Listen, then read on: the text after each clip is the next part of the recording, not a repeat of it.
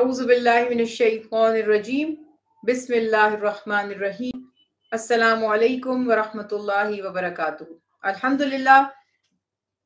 अल्हम्दुलिल्लाह दौरे कुरान पाक में आज आगाज कर रहे हैं 17 पारा नंबर 17 है और पारा नंबर 17 में अल्लाह सुब्हानहू तआला के अहकामात जो मज़ामीन हैं उन पर भी गुफ्तगू की जाएगी। सूरतुल अंबिया 70वें सिपारे में है, सूरह हज 70वें सिपारे में है। इंशाअल्लाह इन सूरतों के जो मज़ामीन हैं उनका खुलासा भी आपके सामने पेश किया जाएगा। इब्तिदा करते हैं शुरू अल्लाह के नाम से जो बहुत मेहरबान और मुसलसल या मुस्तकिल रहम या मोहब्बत फरमाने वाला है। इक़्तरबा लिन्नासी हिसाबुहुम, सबसे खूबसूरत अहकामात अल्लाह सुब्हानहू तआला के जो मक्की सूरतों में आ रहे हैं। सूरतुल अंबिया की पहली आयत मुबारका सिपारे को, चूंकि मैं आपको हमेशा बताती हूँ कि सिपारे के बाहर थोड़ा सा एक टाइटल पे लिखा होता है तो इसलिए उसको पहले पढ़ लेती हूँ। सूरतुल अंबिया से इब्तिदा हो रही है और आपको नाम से ही अंदाजा हो रहा होगा। नबी की जमा है अंबिया, सिंगुलर नबी, प्लूरल जो है वो अंबिया। और नबी किसे कहते हैं? नबी कहते हैं गैब की खबरें देने वाला, यानी जो छुपी बातें हैं, मसलन अल्लाह का वजूद, तौहीद बारी ताला, जन्नत, दोज़ख, फरिश्ते, ये जज़ा सजा के जो मामलात होंगे हमने किसी ने अपनी आंखों से नहीं देखे, नबियों के बताने से खबर हुई। और नबियों ने भी माज़ अल्लाह, ऐसा नहीं कि कोई भी उठे और दावा करते, नबियों के नबी होने की दलील अल्लाह ने उनको मोजज़े की सूरत में अता की। तो ये है मामलात। और चूंकि इस सूरा में अल्लाह सुब्हानहू तआला ने अंबिया अलैहिमुस्सलाम का तज़किरा फरमाया है, बहुत से अंबिया का इसमें जिक्र किया गया, तो इसी निस्बत से इसको सूरह अंबिया कहा जाता है। और कुरानी तरतीब यानी मुसहफ की तरतीब के एतबार से ये 21वीं सूरा है, 21। और अगर आप इसकी नज़ूली तरतीब देखते हैं कि नाजिल किस तरह हुई तो बताया जाता है 73। अल्लाह के हबीब ने अल्लाह के हुक्म से कौन सी सूरतों को पहले शामिल करना है, कौन सी बाद में, ये अल्लाह के हुक्म से कातिबाने वही, जो वही की किताबत करते थे, किताबत करना मीन्स राइटिंग करते थे, लिखते थे, नोट डाउन करते थे, तो अल्लाह के हुक्म से अल्लाह के नबी ने उनको लिखवा दिया। इस सूरत की इब्तिदा में भी जैसा कि आपने सोचा है कि मक्की सूरतों में क्या होता है, ज्यादातर अकायद की बात होती है, क्योंकि लॉजिकल है ना कि पहले किसी शख्स के नजरियात बनाए जाते हैं, किसी चीज के लिए उसका कॉन्सेप्ट क्लियर किया जाता है। आपने देखा है कि पहले थ्योरी बताई जाती है, उसके बाद उसका प्रैक्टिकल करवाया जाता है। तो मक्की जिंदगी में चूंकि इब्तिदाए इस्लाम थी, दावत हक की इब्तिदा थी, तो वहां पर जो बुत परस्ती में लोग घुटनों तक डूबे हुए थे, जो जिहालत में डूबे हुए थे, तो उनकी इस्लाह की वहां जरूरत थी कि उनके अकायद, नजरियात, उनके कॉन्सेप्ट्स ठीक किए जाएं।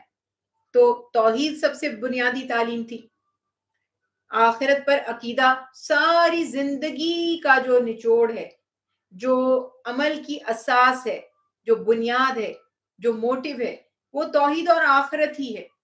अगर हम अल्लाह पर, उसकी वहदानियत पर ईमान नहीं रखते और अगर हम आखिरत को नहीं मानते तो कौन नेकी करेगा और कौन गुनाह से बचेगा, कौन जुल्म से बाज आएगा, कौन इंसाफ करेगा। तो ये बिल्कुल वाज़ेह अहकामात है जो मक्की सूरतों की इब्तिदा में हमें जाहिर होते हैं। और अल्लाह सुब्हानहू तआला ने बड़ी प्यारी बात यहाँ पर बिल्कुल सूरत के आगाज में ही बयान फरमा दी कि इक़्तरबा लिन्नासी हिसाबुहुम वहुम फी गफलतिम मुअरिदून। अल्लाहु अकबर। लोगों के लिए उनका हिसाब नजदीक आ चुका है और वो गफलत में पड़े हुए एराद कर रहे हैं। यानी अगर मैं ये बात कहूं कि मौत करीब है तो इसमें क्या ताज्जुब है? वक्त, ऑनेस्टली स्पीकिंग, आप जरा सा सोच के बताइए कि वक्त कैसे गुजर रहा है, ये माह रमजानुल मुबारक कैसे गुजर रहे हैं, ये एक एक हफ्ता हमारा कितनी तेजी के साथ गुजर रहा है। बिल पे करते हैं, लगता है अभी पिछले हफ्ते तो मैंने बिल दिया था, वो पिछला हफ्ता नहीं होता, वो पिछला महीना होता है, फिर आपके हाथ में बिल आ जाता है। तो मामलात इतनी क्विकली जिंदगी गुजरती चली जा रही है। आवर्स तो 24 ही हैं, वीक के जो डेज हैं 7 ही हैं, जो साल के दिन हैं वो 365 ही हैं, कुछ कम नहीं हुए। लेकिन इंसान ऐसी चीजों में इतना इन्वॉल्व हो गया है, बहुत सारी, अच्छी बुरी, ये डिबेट नहीं है हमारी, بہت ساری ہماری ایکٹیویٹیز، ہمارا لائف سٹائل ایسے ہو گیا ہے کہ ہمیں دن بدن اور ایوری ایئر یہ فاسٹر ہوتا چلا جا رہا ہے، بہت تیزی کے ساتھ وقت گزرتا جا رہا ہے. اس کو آپ اگر اس طرح بھی سوچیں، اور اس کے سوا اگر آپ تھوڑا بہت پیچھے چلے جائیں، ہمارے گھروں میں جو بزرگ ہیں، جو ہمارے گرینڈ پیرنٹس جن کے اللہ نے جن کو نصیب کیے ہیں بزرگ، وہ اگر جن کے گھروں میں ہیں، وہ ان سے پوچھیں تو وہ کہیں گے ابھی تو یہ کل کی بات تھی، ہمارا بچپن تھا. وہ آپ کو اپنے بچپن کی باتیں بتائیں گے، اپنی جوانی کے واقعات بتائیں گے. کسی بھی دور میں انسان یہ نہیں کہتا کہ سالوں گزر گئے مجھے جیتے ہوئے. اس کو ہمیشہ محسوس ہوتا ہے کہ وقت تیزی سے گزر رہا ہے. اور اب تو جیسے میں عرض کر رہی ہوں کہ اب تو بہت ہی، مجھے تو بہت فاسٹ لگتا ہے، پتہ نہیں آپ لوگوں کی کیا رائے ہے اس بارے میں، لیکن مجھے تو بہت تیزی کے ساتھ وقت گزرتا ہوا محسوس ہو رہا ہے. اب بات کیا ہے کہ اللہ تعالیٰ فرما رہے ہیں کہ یہ تو اتنی تیزی سے گزر جائے گا کہ تم، جیسے کہ انسان کہتے ہیں نا پلک جھپکنے میں، تمہارا حساب کا وقت بس قریب ہی ہے. اور ہمیں کیوں خاص طور پہ قریب کہا گیا اہل قرآن کو، یعنی قرآن کے مخاطبین کو، چاہے وہ مسلمان ہیں یا غیر مسلم. ہمیں اس لیے کہا گیا کہ ہم آخری امت ہیں، ہمارے بعد کوئی امت نہیں ہے. آپ صلی اللہ علیہ وسلم نے فرمایا کہ مجھے، یعنی رسول اللہ صلی اللہ علیہ وسلم کو اور قیامت کو ایسے بھیجا گیا ہے. آپ نے اپنے یہ دستے مبارک کی یہ جو انگلیاں ہیں ان کو یوں پھر ملایا، یعنی اتنے قریب ہیں. آدم علیہ السلام سے جو سلسلہ نبوت و رسالت کا شروع ہوا تھا، اب آپ اسی سے ایگزامپل لے لیجئے کہ ہماری کتب میں لکھا ہے، بکس میں لکھا ہے کہ عیسیٰ علیہ السلام جو سیکنڈ لاسٹ پروفٹ تھے، سیکنڈ لاسٹ نبی تھے نا، اللہ کے حبیب سے پہلے تشریف لائے، ان میں اور رسول اللہ صلی اللہ علیہ وسلم کی آمد میں ہی 500 ایئرز کا لکھا جاتا ہے کتابوں میں، ایک گیپ تھا. اب آپ اس سے اندازہ لگا لیں آدم علیہ السلام کتنے 100 سال پہلے تشریف لائے ہوں گے.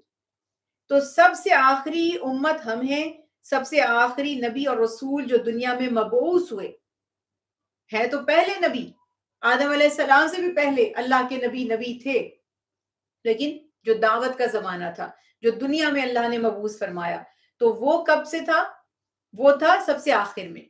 تو اس لیے اللہ تعالیٰ فرما رہے بہت قریب ہے تمہارا حساب کا وقت. اور اس کو اس سینس میں بھی بعض مفسرین کرام نے لکھا کہ وہ کافر، وہ منافق، وہ مشرک جو حق کی دعوت کو قبول نہیں کر رہے تھے، مسلسل انکار کرتے رہے اللہ کے نبی کی تعلیمات کا، دعوتوں کا، اور پچھلے انبیاء علیہ السلام کی بھی جنہوں نے دعوتوں کو جھٹلایا.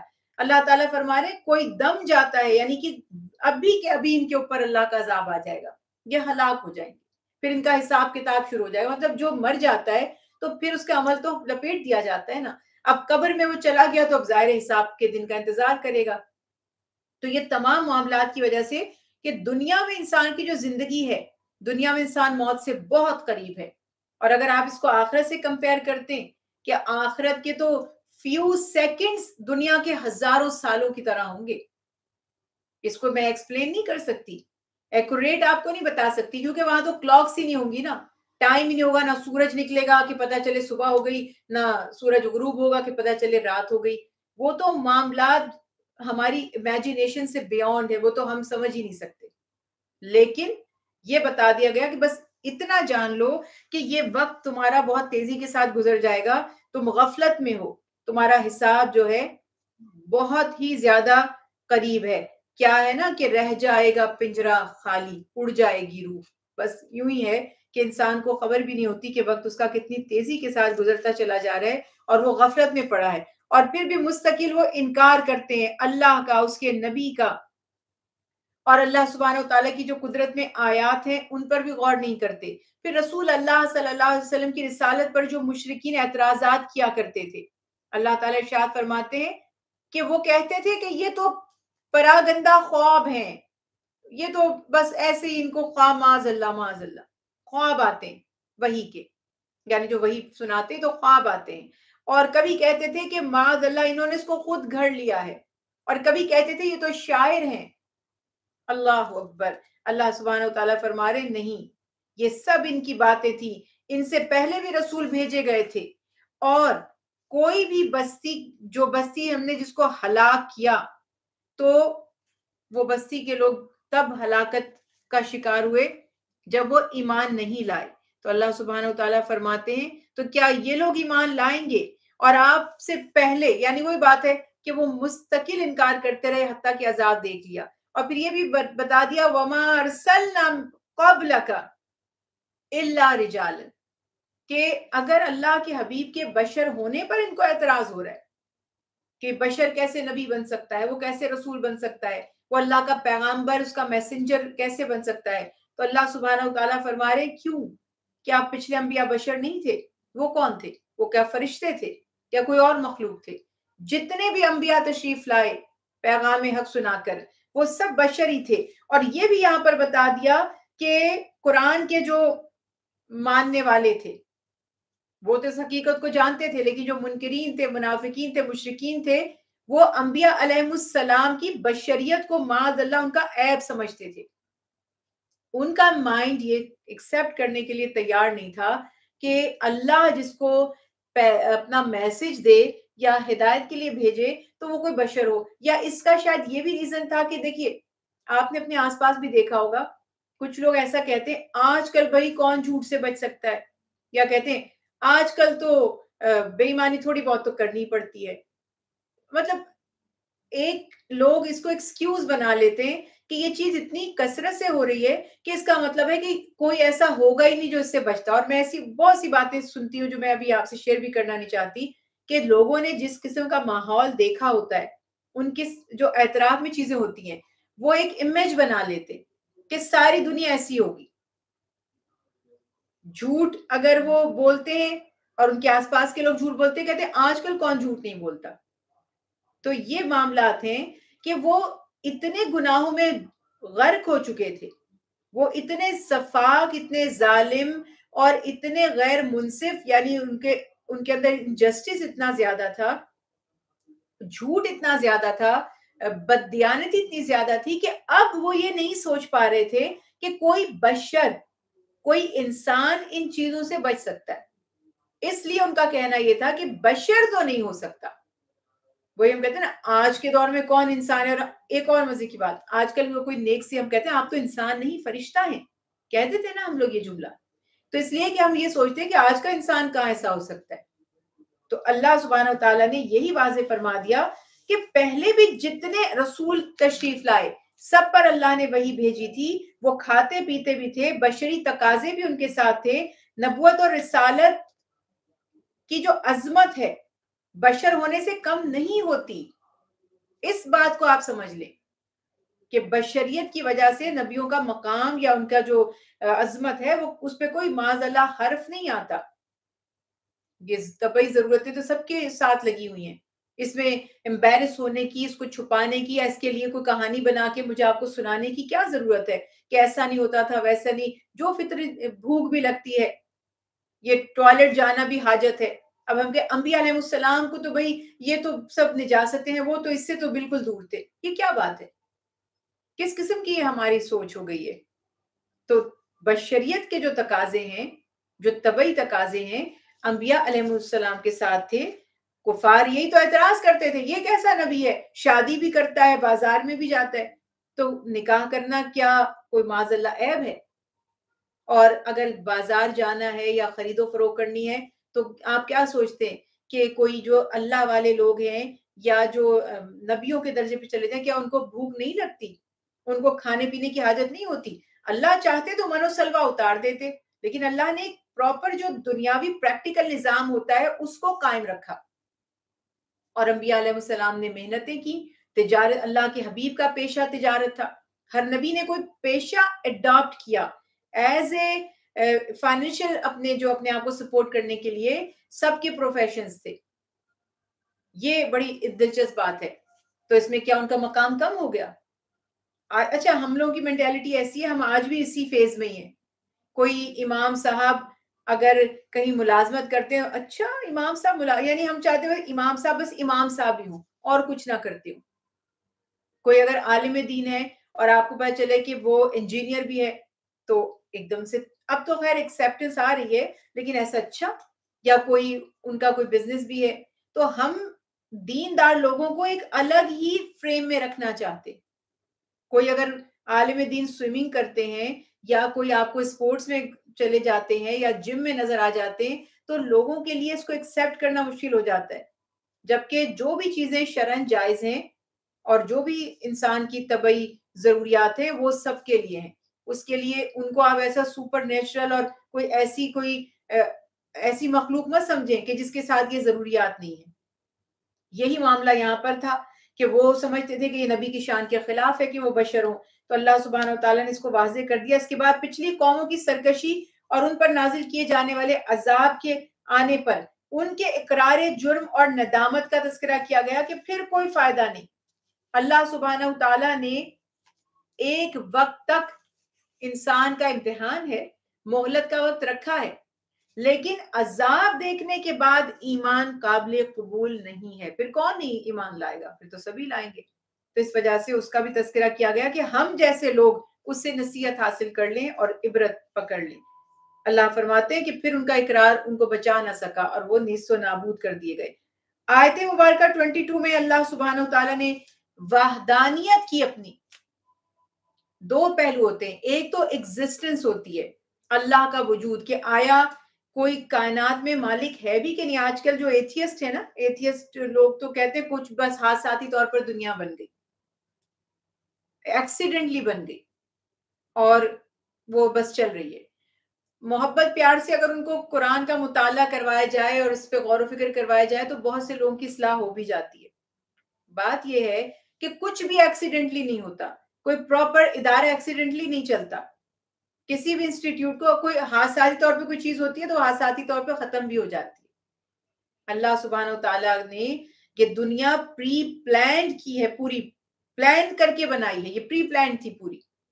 یہ وہ جو بگ بینگ تھیوری ہے، اسلام کی بھی تھیوری ہے وہ، لیکن ڈفرنس صرف اتنا ہے کہ اللہ تعالیٰ فرماتے ہیں یہ سارا کچھ میرے اختیار اور میری رضا سے، میری مرضی، میرے ارادے سے ہوا ہے، یہ میں نے کیا ہے. اور ایتھیسٹ کہتا ہے کہ ہو گیا ہے. اب کوئی کام ہو کیسے جاتا ہے؟ یہ لاجک کے بھی خلاف ہے بات. اللہ تعالیٰ نے ایک تو فرمایا کچھ بھی نظام بغیر کسی بنانے والے چلانے والے کے نہیں چلتا. یہ 7 days کا ہفتہ کیوں ہے؟ یہ پورے نظام عالم جو چل رہا ہے یہ ایسے کیسے حادثاتی طور پہ اتنا ایکوریٹ چل رہا ہے؟ اور پھر اس کے بعد دوسرا اسٹیپ اس کا ہوتا ہے وحدانیت، وننس آف اللہ، اللہ کی اکائی.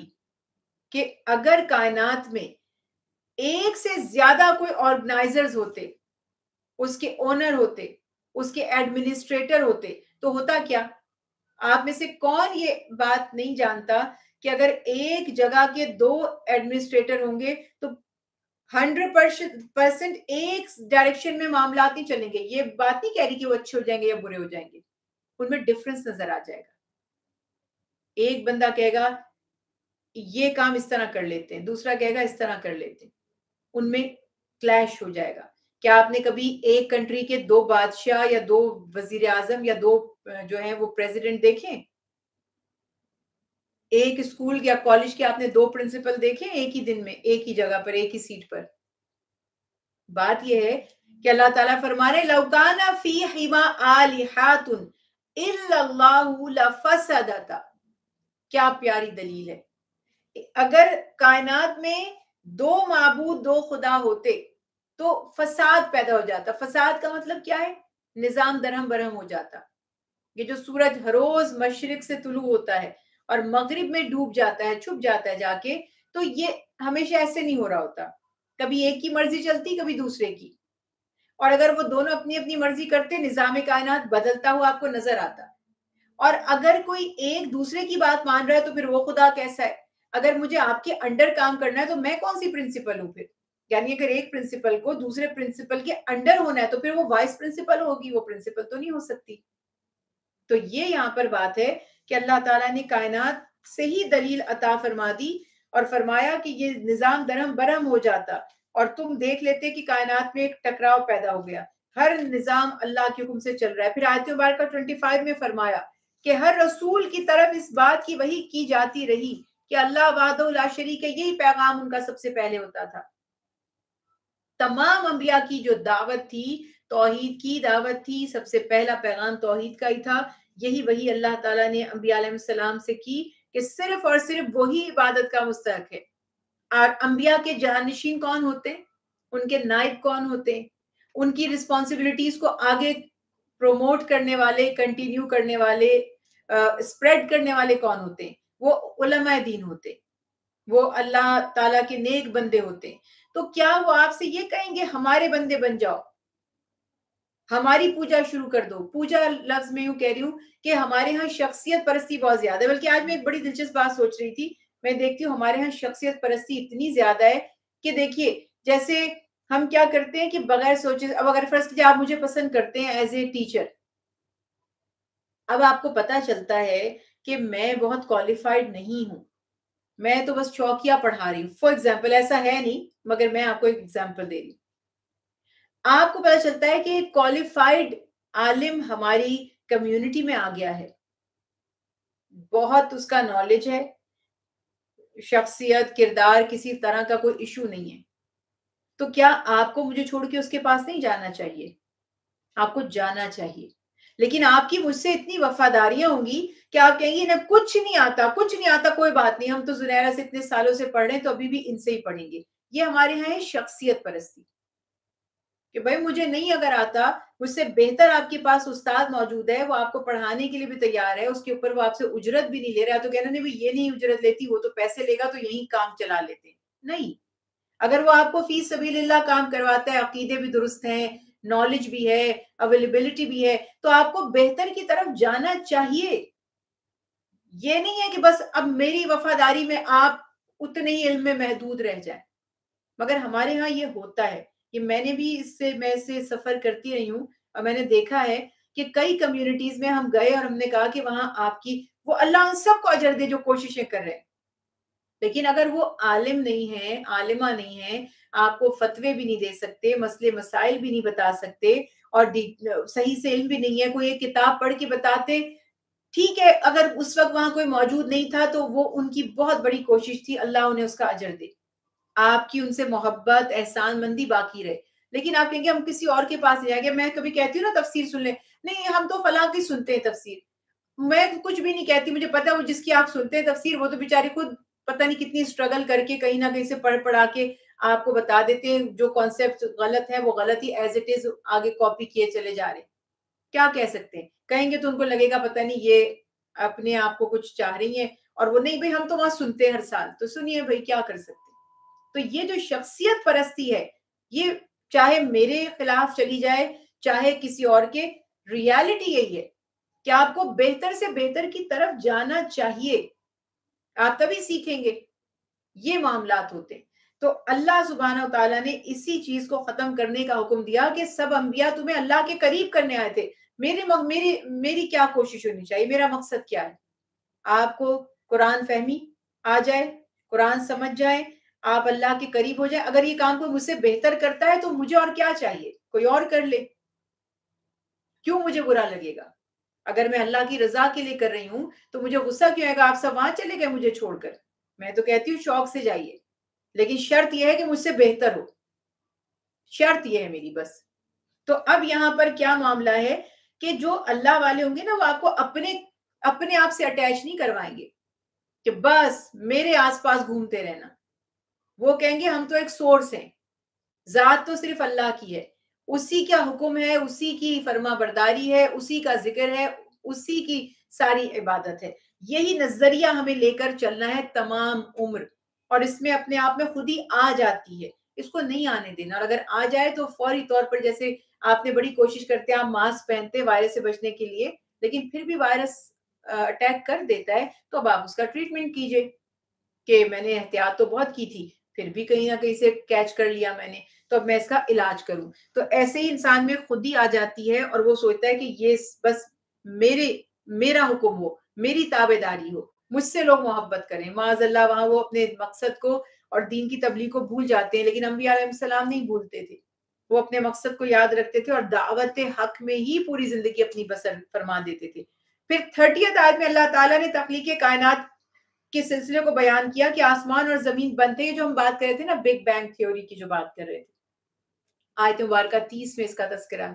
یہ کوئی ان لوگوں نے تو اب ایکسپلور کیا یہ بات. اور قرآن پاک دیکھیں، جو ایتھیسٹ ہے میں سوچتی ہوں کہ وہ تھوڑا سا دماغ استعمال کرے اپنا. میں تو کھلا چیلنج کر رہی ہوں کہ 1400 1450 سال پہلے آپ کو بگ بینگ تھیوری نہیں پتا تھی، قرآن میں لکھی ہوئی ہے. کیسے آپ قرآن کو جھٹلا سکتے ہیں؟ کیسے اللہ کو، اس کے وجود کو، اس کے کلام، کیا یہ بھی حادثاتی طور پر آ گیا سب کچھ؟ یہ کس نے بتایا؟ جو سائنس آج ایکسپلور کر رہی ہے وہ اللہ سبحانہ و تعالیٰ نے اپنی کتاب میں لکھ دیا اور فرمایا کہ زمین اور آسمان بند تھے تو ہم نے ان دونوں کو کھول دیا اور ہم نے پانی سے ہر جاندار چیز بنا دی. یعنی وہ جو ایک سائنسی نظریہ ہے نا، اسی کے یہاں پر بات کی جا رہی ہے کہ ایک بہت بڑا آتشی گولا کہتے ہیں نا جس کو، کہ ایک آگ کا دہکتا ہوا بہت بڑا گولا جس کو کہتے ہیں نا زمین کرۂ ارض ہے، ایک سورج کا ٹکڑا ہے ٹوٹا ہوا. اللہ سبحانہ و تعالیٰ یہاں پہ فرماتے ہیں کہ بہت بڑا ایک جیسے کہہ لیں فائر بال تھا، بہت ہی ہیوج، وہ گر گیا، دھماکے سے وہ پھٹ گیا اور اس کے مختلف حصے بن گئے اور لامحدود وہ کوئی گیلیکسیز اور جو بھی آپ کے پلانٹس اور سورج اور چاند اور سیارے، کیا کیا کچھ پوری کائنات میں ہمیں نظر آ رہا ہے. تو اللہ تعالیٰ ارشاد فرماتے ہیں یہ سارا نظام سیاروں کا، ستاروں کا اللہ کا پیدا کیا ہوا ہے اور ہر طرح سے اللہ نے اس میں بیان فرما دیا. پھر زمین کو بیلنس کرنے کے لیے، زمین پہلے تو آگ تھی، سالوں پانی برسایا، اس کو ٹھنڈا کر دیا، معتدل کر دیا، اس کے بعد اس پر پہاڑ گاڑ دیے کہ وہ رک جائے، ٹھہر جائے، اس میں کشادہ بڑے بڑے راستے بنا دیے. آج بھی آپ دیکھتے ہیں نا کہ یہ ڈیزاسٹر سے ہمیں یہ جو ہمارے درخت ہیں، پہاڑ ہیں، یہ چیزیں ہمیں طوفانوں سے، آفتوں سے بچاتی ہیں. تو یہ بات تو آج ہم سمجھ رہے ہیں، قرآن میں تو یہ 1450 سال پہلے اللہ تعالیٰ نے بیان فرما دی. اور 35ویں آیت میں فرمایا کہ قانون قدرت ہے کہ جو بھی شخص دنیا میں آیا ہے، یعنی جو بھی ذی روح ہے، جس جسم میں بھی روح گئی ہے وہ نکلے گی بھی. کلو نفس ذائقۃ الموت. اور یہاں پر یہ بھی پتہ چل گیا کہ اللہ سبحانہ و تعالیٰ فرماتے ہیں کہ ہم نے آپ سے پہلے، آپ صلی اللہ علیہ وسلم سے پہلے کسی کو ہمیشہ کی زندگی نہیں دی. سب انبیاء آئے، اپنا پیغام حق مخلوق تک، بندوں تک، اپنی قوموں تک، اپنی امتوں تک پہنچایا. اور اللہ سبحانہ تعالیٰ ارشاد فرماتے ہیں کہ ہر نفس کو موت کا ذائقہ چکھنا ہے. جو دنیا میں آیا ہے ہمیشہ کی زندگی لے کے نہیں آیا. ہاں، اس وفات کے بعد جو ان کی برزخی زندگی ہوگی، جو ان کی فزیکل زندگی ہوگی جس پہ ہمارے یہاں ڈیبیٹس چلتی رہتی ہیں، وہ انبیاء علیہ السلام کے لیے، ہمارے جیسے لوگوں کے لیے نہیں. ہم جیسے لوگ تو مٹی میں مٹی بن جائیں گے. حدیث رسول اللہ صلی اللہ علیہ وسلم ہے قبر کی مٹی بن جاؤ گے. اور انبیاء علیہ السلام کی قبروں پر مٹی پر حرام کر دیا اللہ تعالیٰ نے کہ وہ انبیاء کے جسموں کو کھائے. یہ نبیوں کی شان ہے. ہمارے ہاں تو ہم تو ہمارا کوئی پڑوسی نیک ہو، ہم تو کہتے تھے اس کی قبر کھودی گئی 200 سال کے بعد وہ بالکل ٹھیک تھا.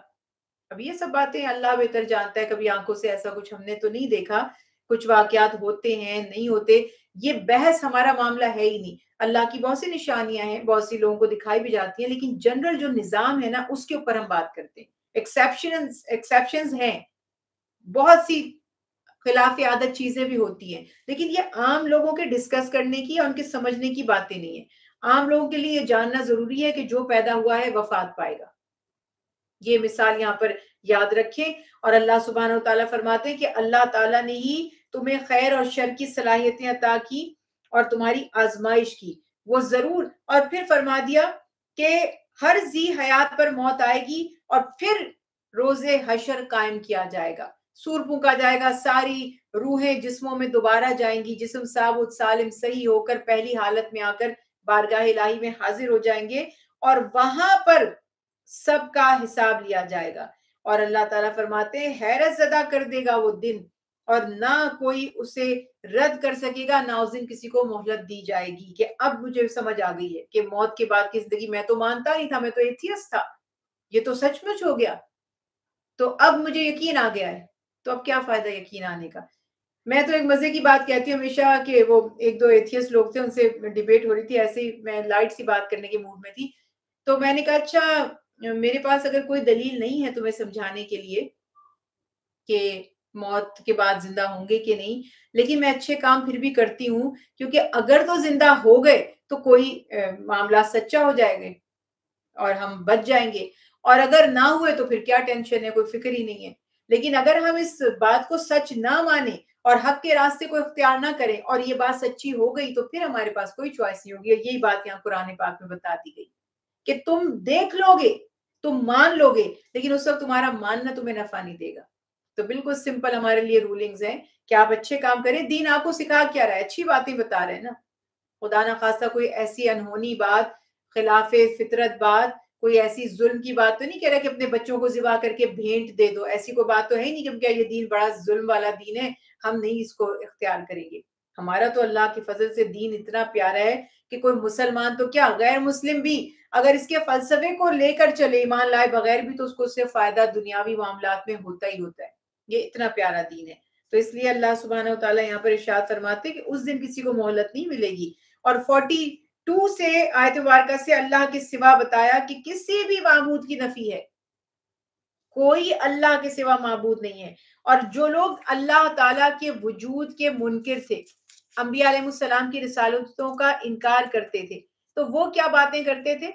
وہ کہتے تھے کہ ہم پر عذاب لا کر دکھا دو اگر تم کچھ کر سکتے ہو تو اللہ تعالیٰ یہاں پہ ارشاد فرماتے ہیں کہ جو لوگ عذاب کا مطالبہ کرتے ہیں، اگر ان کو اللہ کے عذاب کا ایک جھونکا بھی لگ گیا، اللہ اکبر، ہلکا سا جھونکا بھی لگ گیا، تو یہ اپنے ظالم ہونے کا اپنے منہ سے اعتراف کرنے لگیں گے۔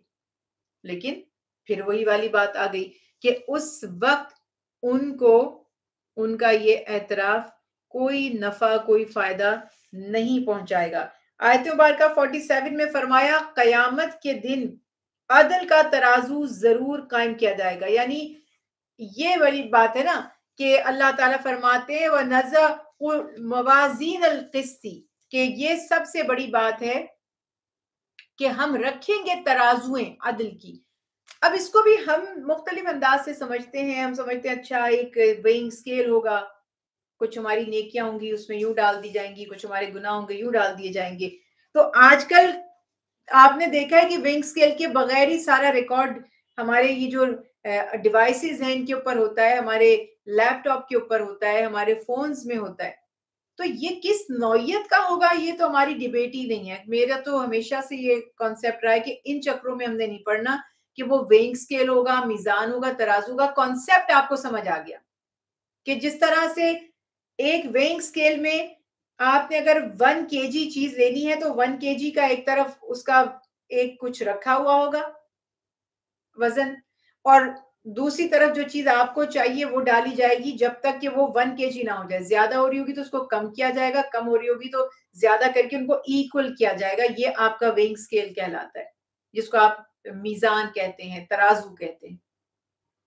اللہ تعالیٰ رائی کے دانے کے برابر بھی اگر ہم نے کوئی عمل کیا ہوگا اس کو لے آئیں گے، نہ کوئی نیکی اور نہ کوئی گناہ چھپے گا۔ ہم خود بھول چکے ہوں گے، نیکی کر کے بھی ہم بھول چکے ہوں گے۔ جب ہمیں بڑی بڑی نیکیوں کے اجر سے نوازا جائے گا تو ہم کہیں گے ایسی تو کوئی نیکی ہم نے کبھی کی ہی نہیں تھی، یہ کتنا بڑا اجر ہمیں کس چیز کا مل گیا۔ تو بتایا جائے گا فلاں وقت تم نے راستے میں سے ایک تکلیف دینے والی چیز کو ہٹا دیا تھا، جو اس کا اجر ہے۔ بندہ چونک جائے گا، اتنی چھوٹی سی بات کا اتنا اجر۔ اور اسی طرح سے آپ گناہ کے معاملے کو سمجھ لیجئے کہ چھوٹے چھوٹے گناہ جن کو ہم نے تو کبھی گناہ سمجھا بھی نہیں، اور وہاں تو ڈھیر لگے ہوئے ہوں گے اس کے۔ تو اس لیے اللہ سبحانہ وتعالیٰ نے فرما دیا کہ ہم میزان عدل قائم کریں گے، بس کسی جان پر ظلم نہیں ہوگا۔ یہ نہیں ہو سکتا کہ کوئی نظر سے بچ جائے، آپ نے کوئی گناہ کیا نہ ہو اور وہ غلطی سے آپ کے کھاتے میں آ جائے، آپ نے کوئی نیکی کی ہو اور وہ مسنگ ہو، آپ کے میں نے تو فلاں وقت جیسے بینک میں آپ نے کوئی ڈپازٹ کیا ہے، عام طور پہ تو بینکس میں بھی یہ غلطیاں نہیں ہوتی نا، انسانوں سے بھی نہیں ہوتی۔ میں نے نہیں سنا، اتفاق سے یہ نہیں کہہ رہی کہ ایسا کبھی ہوا نہیں ہوگا، لیکن میں نے عام طور پہ یہ سنا نہیں کہ آپ نے کچھ بینک میں ڈپازٹ کیا ہو اور آپ کی پھر بعد میں وہ بینک میں شو نہ ہو رہا ہو، یا آپ نے جو ہے وہ بینک میں سے کچھ وڈرا کیا ہو اور وہاں پر ایز اٹ از ہو۔ اتنا ایکوریٹ ان کا سسٹم ہوتا ہے، ایک ایک لمحے میں اب فوراً آپ اپنی سٹیٹمنٹ نکالتے، آن لائن چیک کرتے تو آپ کو پتہ چلتا ہے کہ یہ جو میں نے ابھی ابھی پیسے نکالے کم ہو کر اگلی اسٹیٹمنٹ میں اماؤنٹ شو ہو رہا ہے. تو معاذ اللہ سے آپ کیسے امید رکھتے ہیں کہ ہم کوئی نیکی کریں گے یا کوئی گناہ کریں گے تو اس سے کہیں بچ جائے گا یا چھپ جائے گا یا ادھر ادھر ہو جائے گا؟ ہرگز ایسا نہیں ہوگا. تو اسی لیے یہ بات یہاں پر بتا دی گئی کہ کسی پر ظلم نہیں ہوگا، رائی کے دانے کے برابر بھی ظلم نہیں ہوگا. جس نے جو عمل کیا ہوگا اللہ اس کو حاضر کر دیں گے. اور فرمایا وَكَفَى بِنَا حَاسِبِينَ، میں کافی ہوں حساب کرنے کے لیے، کسی کی ضرورت نہیں ہے، کسی گواہ کی ضرورت نہیں ہے، کسی ریکارڈ کی ضرورت نہیں ہے. یعنی اب یہ تو ہے کہ ہمارے نام اعمال لکھے جاتے ہیں، یہ پراپر ایک سسٹم ہے. انفیکٹ مجھے لگتا ہے یہ فارمیلٹیز ہیں. اللہ تعالیٰ کو یہ جو ہمارے کرامن کاتبین جنہیں ہم کہتے ہیں نا رائٹ اور لیفٹ سائڈ پر ہیں، اس پہ بھی بڑے جوکس ہوتے ہیں. یہاں بیٹھے ہوئے یا یہاں بیٹھے، بچپن میں ہم سوچتے تھے یہاں بیٹھے ہوئے اور ہم ایسے زیوم کرتے تھے کہ یہاں پہ ہمارے فرشتہ ہے، یہاں بھی فرشتہ ہے. یہ سب باتیں نہیں ہے. بات یہ کہ آپ کی رائٹ سائڈ پر بھی ہے اور لیفٹ سائڈ پر بھی ہے، اور وہ آپ اعمال نامے لکھنے پر، میرے آپ کے ہم سب کے اعمال نامے لکھنے پر مقرر ہیں. اللہ کو یہ رجسٹر نہیں چاہیے. اگر وہ نہ بھی لکھتے تو اللہ کو، یہ تو میرے رب کی شان ہے کہ اس کو سب کا علم ہے. وہ فرما رہے ہیں میں کافی ہوں حساب لینے کے لیے، مجھے دیر بھی نہیں لگے گی حساب لینے میں، اور کسی کا حساب مجھ سے چھپے گا بھی نہیں.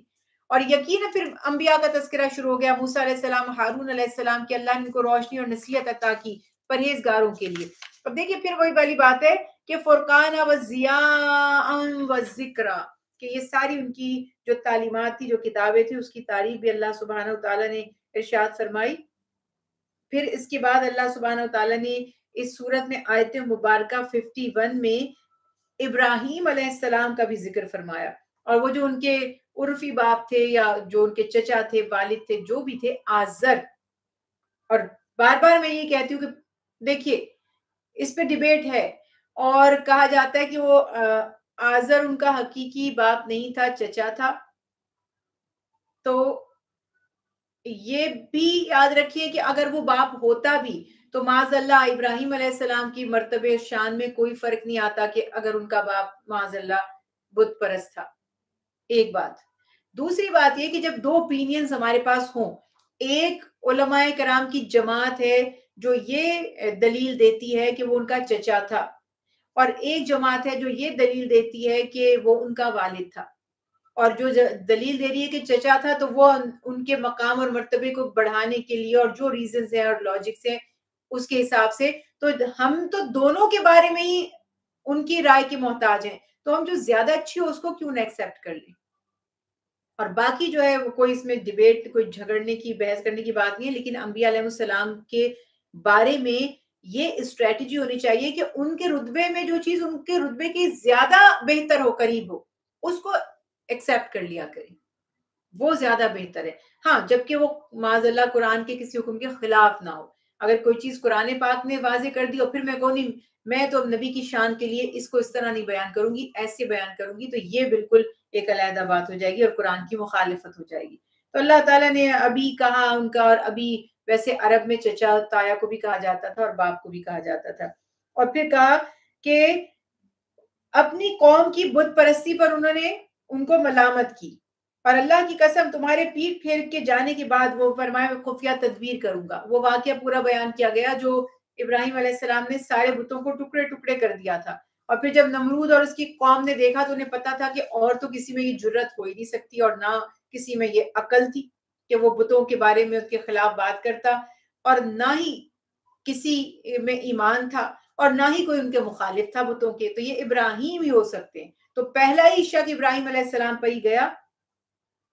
سوال جواب ہوئے. بہرحال میں واقعے کو مختصر کر رہی ہوں کہ طے پایا کہ انہوں نے یہ کام کیا ہے، اب ہمارے بتوں کی ہم پر خدا نخواستہ ہماری شامت آ جائے گی اور بڑی گستاخی ہو گئی ہے، اور اب ہمیں کچھ نہ کچھ کرنا پڑے گا اور ہمیں بچنا پڑے گا بتوں کی پکڑ سے، گرفت سے، ان کے کہنا چاہیے کہ عتاب سے. تو ہمیں یہ کرنا پڑے گا کہ ابراہیم کو جلا دیں گے سزا کے طور پر، تاکہ بتوں کو وہ جو ہوا ہے گستاخی اور اس پہ ٹھنڈک ہو جائے، جو ان کے اپنے سو کالڈ نظریات تھے. اور ابراہیم علیہ السلام کو آگ میں انہوں نے ڈالنے کی تیاریاں کی. کئی دن اس آگ کو باقاعدہ اس میں فیول جمع کیا گیا اور اس میں دہکایا گیا آگ کو، اور ڈالنے کی کوشش کی گئی. تو یہ پورے واقعات یہاں پر بیان کیے جا رہے ہیں کہ جب ابراہیم علیہ السلام کو آگ میں ڈالنے کی کوشش کی گئی تو ابراہیم علیہ السلام کی جو جرت تھی، جو حوصلہ تھا، جو ایمان تھا، جو اللہ کی ذات پہ توکل تھا، وہ بیان نہیں کیا جا سکتا. آگ میں زندہ جلنا امیجن کر سکتے ہیں کیا؟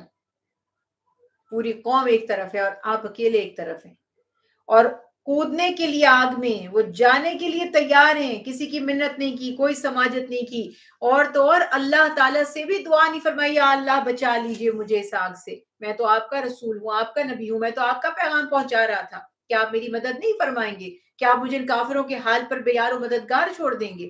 کچھ بھی نہیں. یہ بار بار کیوں آپ ابراہیم علیہ السلام کا قرآن میں ذکر پڑھ رہے ہیں؟ ان کی شان تو دیکھیں، ان کا مقام دیکھیں، ان کی صفات دیکھیں. کیوں اللہ نے ان کو اپنا خلیل کہا ہے، گہرا دوست؟ اب کیا ہوتا ہے کہ وہ کودنے کے لیے آگ میں چھلانگ لگانے کے لیے تیار ہیں. اللہ سبحانہ تعالی فرما رہے ہیں قُلْنَا يَا نَارُ كُونِي بَرْدًا وَسَلَامًا عَلَى ابراہیم. سبحان اللہ. اے آگ تم ٹھنڈی ہو جاؤ، ٹھنڈی پڑ جاؤ، بے ضرر ہو جاؤ، سلامتی دینے والی بن جاؤ ابراہیم علیہ السلام کے لیے. یہ اللہ کی شان، اللہ کا معجزہ، کیا ہی خوبصورت معجزہ تھا جو دکھایا گیا. اور اللہ سبحانہ وتعالی ارشاد فرماتے ہیں کہ اللہ نے اپنے بندے کی مدد فرمائی، اور اسی طرح سے اللہ تعالیٰ اپنے بندوں کی مدد فرماتے ہیں. اس کے بعد لوط علیہ السلام کا، اسحاق علیہ السلام کا، یعقوب علیہ السلام کا تذکرہ کیا گیا. انہیں بھی اللہ تعالیٰ نے ان کی قوموں کی طرف ہدایت دینے کے لیے اپنا نبی، پیغمبر، امام بنا کر بھیجا. اللہ نے ان سب کو نبوت اور علم عطا فرمایا. پھر 78 آیت مبارکہ میں حضرت داؤد علیہ السلام اور حضرت سلیمان علیہ السلام کا تذکرہ کیا گیا. اچھا، حضرت داؤد علیہ السلام بھی نبی ہیں، اور ان کے بیٹے ہیں سلیمان علیہ السلام، وہ بھی نبی ہیں. نبی تو وہ ہیں، اس کے ساتھ ساتھ انہیں اللہ نے بہت سے انبیاء ایسے تھے جن کو بادشاہت بھی عطا کی گئی، یعنی وہ ایک کنگڈم کے کنگ بھی ہیں، بادشاہ بھی ہیں، لوگوں کے فیصلے بھی کرتے ہیں. کوئی ڈسپیوٹ ہو جاتا ہے تو لوگوں کا جو مسئلہ ہے ریزالو بھی وہ کرتے ہیں. تو یہ ساری یہاں پر ان کی بھی باتیں کی جا رہی ہیں. اللہ تعالیٰ نے اس کا بھی تذکرہ فرمایا کہ ایک مقدمہ ان کے پاس آیا جس میں حضرت داؤد علیہ السلام نے ایک فیصلہ کر دیا تھا، اور سلیمان علیہ السلام نے اس فیصلے کو غلط قرار دیے بغیر دوسرا فیصلہ کیا. میری پیاری بہنوں، میرے پیارے سننے والوں، اب باقی میں تو صرف نصیحت ہی کر سکتی ہوں. آپ یہ دیکھیں، اختلاف رائے یہ بری چیز نہیں ہے. میں نے ایک بات کہہ دی ہے اور آپ کہتی ہیں کہ میرے پاس اس سے بہتر سولوشن ہے، مجھے آگ لگ جائے گی کہ میں نے کہہ دیا تھا، میری بات کو انہوں نے جھٹلا کر ایک بات کر دی. یہ ہوگا کہ نہیں ہوگا؟ وہ باپ بیٹا ہیں، اور اللہ کی شان دیکھیں کہ انہوں نے ایک فیصلہ فرمایا، انہوں نے یہ فیصلہ غلط ہے. طریقہ بھی خیر ہوتا ہے، ہم تھوڑے جذباتی ہیں، ہم بھی اصلاح نہیں کر پاتے. انہوں نے فرمایا اس کا ایک اور بھی حل ہے، اس سے بھی بہتر سولوشن ہے. تو والد اس پر جو بادشاہ بھی ہیں خوش ہو رہے ہیں. نہ تو والد نے اپنی ایگو کا مسئلہ، یہ میں معاذ اللہ انبیاء کے حساب سے بات نہیں کر رہی، میں ایک عام لوگوں کے حساب سے بات کر رہی ہوں. یہاں تو باپ بیٹا اب مسئلے بن جائیں گے ایگو کے. اگر والد بیٹے کے خلاف چلا جائے یا بیٹا والد کے خلاف چلا جائے، دونوں ایک دوسرے سے اپنی ایگو کے لیے وہ جھگڑنا شروع ہو جائیں گے. تو باقیوں کے تو آپ سوچ ہی سکتی ہیں. تو اس وقت جو سب سے بڑی ٹریجڈی مجھے نظر آ رہی ہے فی زمانہ، کہ ہم لوگوں میں ٹالرنس نہیں رہی، ہم اختلاف کو برداشت نہیں کر پاتے.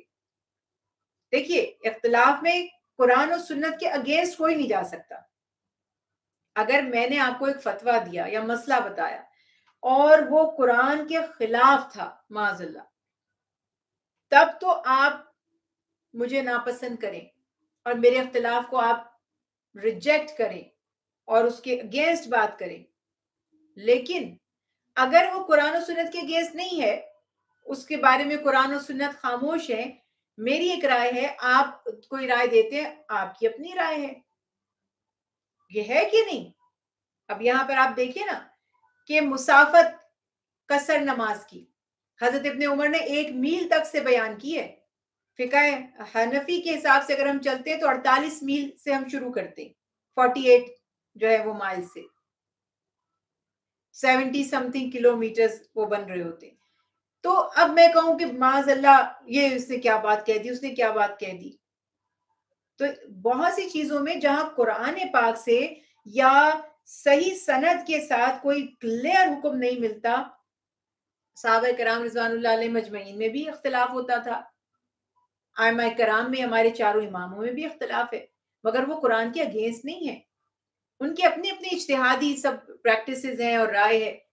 تو یہ معاملہ، یا پھر کچھ معاملات میں بعض صحابہ نے فرمایا ہم نے نبی سے یہ سنا، بعض نے فرمایا ہم نے یہ سنا، بعض نے فرمایا ہم نے نبی کو اس طرح سے عمل کرتے دیکھا، بعض نے فرمایا اس طرح سے. آپ ان دونوں کو جھٹلا نہیں سکتے. آپ یہ تو نہیں کر سکتے کہ آپ معاذ اللہ سچے ہیں اور دوسرے سچے نہیں ہیں. آپ کو جس کی بات صحیح لگتی ہے آپ اس کو فالو کر لیں. آپ کو صحابہ کرام کی اس جماعت کی بات پسند ہے، مجھے دوسری جماعت کی بات پسند ہے. دونوں ہی اللہ کے پیارے ہیں، دونوں ہی نبی کے فرما بردار ہیں، دونوں ہی وہ مومن ہیں جن کی تعریف قرآن و حدیث میں ہم پڑھتے چلے آ رہے ہیں. تو جھگڑا کیا ہے پھر؟ لڑنے کی کیا بات ہے؟ تو یہی بات یہاں پر ہمیں ان واقعات میں بھی سکھائی جاتی ہے، بڑی حکمتیں ہیں اس میں. اور پھر کیا بات تھی کہ اللہ تعالیٰ فرماتے ہیں کہ ہم نے سلیمان علیہ السلام کو صحیح فیصلہ کرنے کی سمجھ عطا کی، ہم نے دونوں کو قوت فیصلہ اور علم عطا کیا تھا. معاذ اللہ کسی میں کمی. دیکھیے پھر وہی بات ہے، حدیث رسول اللہ صلی اللہ علیہ وسلم ہے کہ جو غور و فکر کرتا ہے کوئی مسئلہ بتانے کے لیے یا لوگوں کے قضا کے، جو لوگوں کے جو فیصلے کرنے کے لیے قاضی ہے، اگر وہ محنت کرتا ہے، غور و فکر کرتا ہے اور غلط فیصلہ کرتا ہے، اس کے لیے ایک اجر ہے. یعنی اس کی معاذ اللہ نیت خراب نہیں تھی، مگر اس کی ایفرٹ کے مطابق اس نے جو فیصلہ کیا بالفرض وہ غلط تھا، تو بھی اس کے لیے اجر ہے. اور جس نے محنت کی اور کوشش کی اور صحیح فیصلہ کیا اس کے لیے 2 اجر ہے. یہ ہے جناب دین ہمارا. تو اللہ تعالیٰ فرما رہے دونوں کو ہی اللہ نے قوت فیصلہ اور علم عطا فرمایا تھا. لیکن بات یہاں پر یہ ہے کہ کسی کی رائے اس سے بھی زیادہ عمدہ اچھی ہوتی ہے. کہ وہ بکریوں کا معاملہ تھا، ایک شخص کی بکریاں جو ہیں وہ دوسرے کی تیار اس کی فیلڈ میں چلی گئیں اور اس کی اچھی خاصی جو فصل تھی وہ کھا پی گئی، خراب کر دی. تو سلیمان علیہ السلام نے یہ فیصلہ فرمایا کہ تم یہ کرو کہ جب تک جس کی فصل خراب ہوئی ہے تم اپنی بکریاں جس نے فصل کھائی ہے اس شخص کو دو، اتنے دن تک یہ ان کا دودھ دوہے گا، ان سے فائدہ اٹھائے گا، اور تم اس کی فصل کو دوبارہ تیار کرو. اور جب اس کی فصل اسی طرح کی ہو جائے جیسی تمہاری بکریوں نے جتنی پکی ہوئی کھائی تھی، تو تم اپنی بکریاں واپس لے لو، اس کی فصل اس کے ہاتھ میں آ جائے گی، جو اس کا نقصان ہوا تھا کمپنسیشن ہو گیا، اور ڈیورنگ دیٹ پیریڈ وہ جو بکریوں سے فائدہ تھا وہ بھی اس نے اٹھا لیا. تو کیا پیاری پیاری باتیں ہوتی ہیں نصیحتوں کی. تو اللہ تعالیٰ ارشاد فرماتے ہیں کہ دونوں کو اللہ نے علم عطا کیا. بس یہ واضح ہو گیا کہ عدالت کے فیصلے پر دوسری عدالت، ہمارے ہوتا ہے نا ایک ہائی کورٹ کا فیصلہ ہوتا ہے، پھر وہ سپریم کورٹ اس کو ریفیوز کر سکتا ہے. سم ٹائمز ہم خود ہائی کورٹ میں ہم نے کوئی فیصلہ کروایا، انہوں نے فیصلہ کر دیا، لیکن ہم نے اپیل کی سپریم کورٹ میں جا کر، ہم کر سکتے. تو یہی چیز یہاں پہ بتا دی گئی کہ دوسری عدالت اس پہ نظر ثانی کر سکتی ہے. اللہ کے سوا کوئی پرفیکٹ نہیں ہے، سب میں بہتری کی گنجائش ہے. اور ایک فیصلہ اگر بہتر ہے تو دوسرا اس سے بھی زیادہ بہترین ہو سکتا ہے. بیٹر اینڈ بیسٹ، یہ بھی تو بات ہے نا. تو اس بات کو بس صرف سمجھنا ہے. ہم یہ فرق نہیں سمجھ پاتے، ہم لڑتے ہیں ایک دوسرے کے گریبان پر، ہمارے ہاتھ چلے جاتے ہیں، ہم ڈائریکٹ ہی کفر کا فتویٰ دیتے ہیں. یہ تو ہماری بدنصیبی ہے نا کہ چھوٹے چھوٹے مسائل پر اتنا تک نہیں پتا ہوتا کہ یہ بڑے بڑے صحابہ کرام کا عمل تھا، یہ میرا ذاتی عمل نہیں ہے جو میں کام کر رہی ہوں. تو اس وقت وہ فتویٰ آپ کس کو دے رہے ہوتے ہیں؟ تو یہ بات یہاں پر واضح ہو گئی کہ بہتر سے بہتر ہے. اس کے بعد داؤد علیہ السلام کے معجزات کا تذکرہ ہے کہ کیا ہی خوبصورت اللہ نے ان کو خوش الہانی عطا فرمائی تھی. جب وہ زبور کی تلاوت فرماتے تھے تو پہاڑ بھی مسخر ہو جاتے تھے اور پرندے آسمان پر ٹھہر جاتے تھے تلاوت، جو لہن داؤدی تھا، جو خوبصورت ان کا ایکسنٹ تھا، اس کو سننے کے لیے. اس کے بعد پھر اللہ سبحانہ وتعالی ارشاد فرماتے ہیں کہ پرندے ان کی تسبیح کرتے تھے، جنگ کی حفاظت کے لیے وہ ذرے بناتے تھے، ان کے ہاتھ میں اسٹیل ایسے مولڈ ہو جاتا تھا جیسے ہمارے پاس وہ ہوتا ہے نا پلے ڈو جس کو کہتے ہیں پلاسٹر آف پیرس، اتنا ان کے لیے ایزی تھا اس کو استعمال کرنا۔ اسی طرح ہوا، اب سلیمان علیہ السلام کو معجزہ دیا کہ ہوا کو ان کے تابع کر دیا۔ اس زمانے میں ہیلی کاپٹر اور ایروپلین تو نہیں تھے، لیکن اس کا کام اللہ نے اس سے بھی زیادہ فاسٹر اس ٹریول کو بنا دیا کہ وہ تخت پر اپنے بیٹھتے تھے اور ہوائیں ان تختوں کو لے جایا کرتی تھی جہاں وہ چاہتے تھے۔ جنات ان کے تابع تھے، جاندار پرندے تک ان کے لیے کام کیا کرتے تھے، خدمات انجام دیتے تھے۔ پھر ایوب علیہ السلام کا تذکرہ کیا گیا کہ اللہ تعالیٰ نے انہیں بھی آزمایا، انہیں بہت بڑی آزمائش ہے، ان کی قوم کی مخالفت تھی، اور اس کے سوا بتایا جاتا ہے کہ جسمانی بھی تکلیف ان کو مرض کی صورت میں آئی۔ کوئی ایسی ڈیٹیل نہیں ہے مرض کیسا تھا، اور اللہ معاف کرے کہ بس ایک زبان، ہم نے تو بڑے بڑے پڑھے ہوئے اور بڑے اچھی طرح سے سنا کے سبحان اللہ بھی بہت بٹوری ہوئی ہے اپنے بے وقوفی کے زمانے میں، مگر اس میں کہ جس زبان صرف رہ گئی تھی اور دل رہ گیا تھا، باقی سارا گوشت جو ہے وہ معاذ اللہ سما معاذ اللہ کے کیڑوں نے کھا لیا تھا۔ یہ ساری خرافات ہم نے اسرائیلی کتابوں سے پڑھی تھی، اور جیسے کہ ہماری عادت ہے نا کہ بغیر سوچے سمجھے کتاب سے پڑھا اور چھاپ دیا آگے، تقریر کر لی رٹا لگا کے، تو وہ ایک ماحول کا اثر تھا۔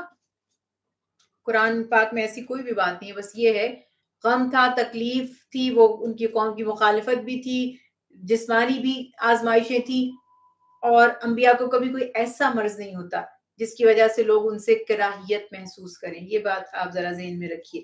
تو پھر اللہ تعالیٰ نے ان کے صبر جمیل کی مثال ضرب المثل بن گیا، ہسٹری بنا دی کائنات میں کہ مثال دینی ہے اگر صبر کی تو صبر ایوب کی مثال ذہن میں رکھی جائے کہ وہ ہر گھڑی اپنے رب کی حمد و ثنائی کرتے گئے، اور یہ بات یہاں پر واضح بیان کر دی گئی۔ اور پھر اللہ تعالیٰ سے شکوہ شکایت نہیں کی بلکہ دعائیں ہی فرمائیں، اور اللہ تعالیٰ نے یقیناً آزمائش کو ختم کیا اور ان کی تکلیف دور کر دی، اور جو کچھ کمیاں تھیں پہلے وہ سب دور ہو گئی، جو نقصان ہوا تھا سب کی تلافی کر دی گئی، پہلے سے دگنا تگنا اللہ تعالیٰ نے ان کو عطا کر دیا، نعمتوں سے نواز دیا۔ پھر اسماعیل علیہ السلام کا، ادریس علیہ السلام کا، ذوالکفل ذوالنون یعنی یونس علیہ السلام کا تذکرہ کیا گیا، زکریا علیہ السلام کا ذکر کیا گیا۔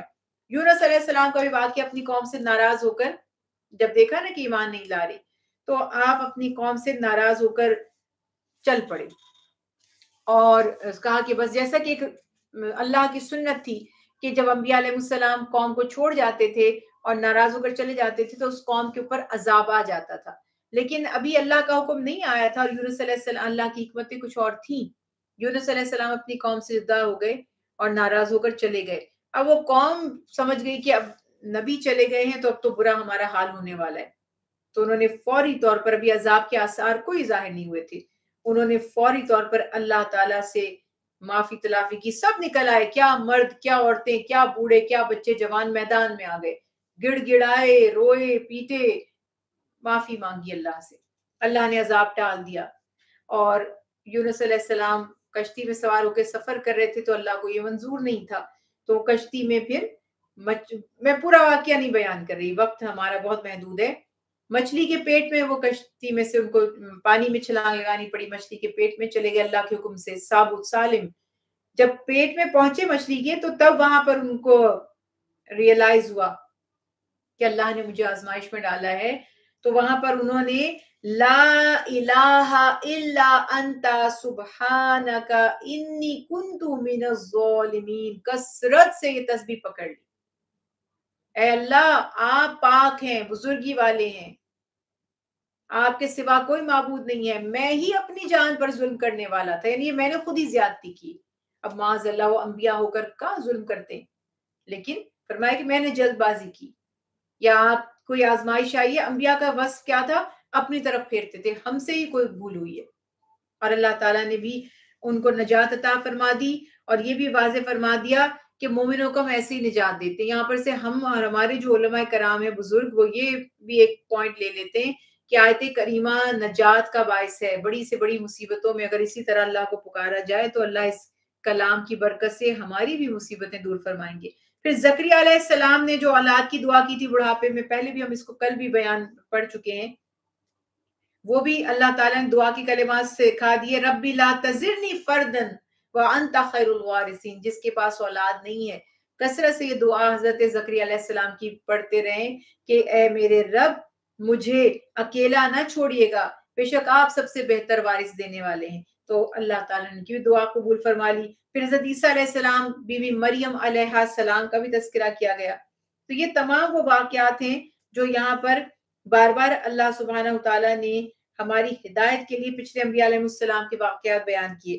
آیت مبارکہ 94 میں بتایا جا رہا ہے کہ مومنین جو نیک یعنی ایمان والے بھی ہیں اور نیک عمل کرنے والے بھی ہیں، اللہ سبحانہ تعالیٰ کبھی ان کے اجر کو ضائع نہیں فرمائیں گے۔ اور اس کے لکھنے کا بھی ذکر ہے کہ ان کی نیک یعنی کہ مثال دی جا رہی، لکھ رکھی، جب میں نہیں کہتی میں نے لکھ لیا ہے۔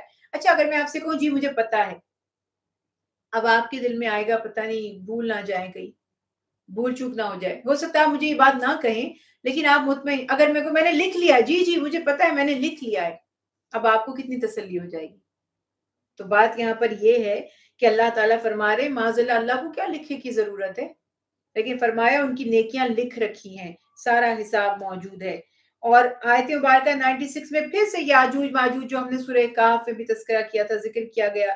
آیت مبارکہ 98 سے مشرکین اور ان کے جو فیبریکیٹڈ، گھڑے ہوئے، خود ساختہ، بنائے ہوئے، تراشے ہوئے معبود ہیں، بتایا جا رہا ہے تمہارے ساتھ ہی جہنم میں جائیں گے۔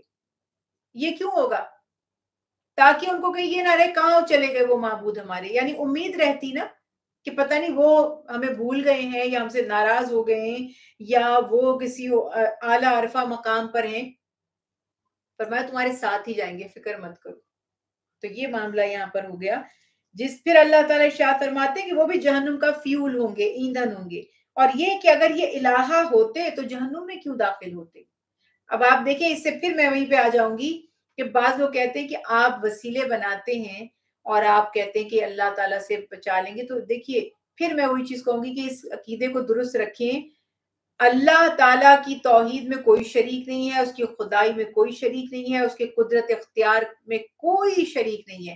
لیکن اگر اللہ ہی کسی کو پسند کرے، کسی نیکی کو پسند کرے، آپ نیکی کو وسیلہ بنا لیجئے، آپ صبر کو وسیلہ بنا لیجئے، نماز کو وسیلہ بنا لیجئے۔ اور جب صبر اور نماز ایسی نیکیاں وسیلہ ہو سکتی ہیں تو یہ صبر کرنے والے صابر نے وسیلہ کیوں نہیں ہو سکتے؟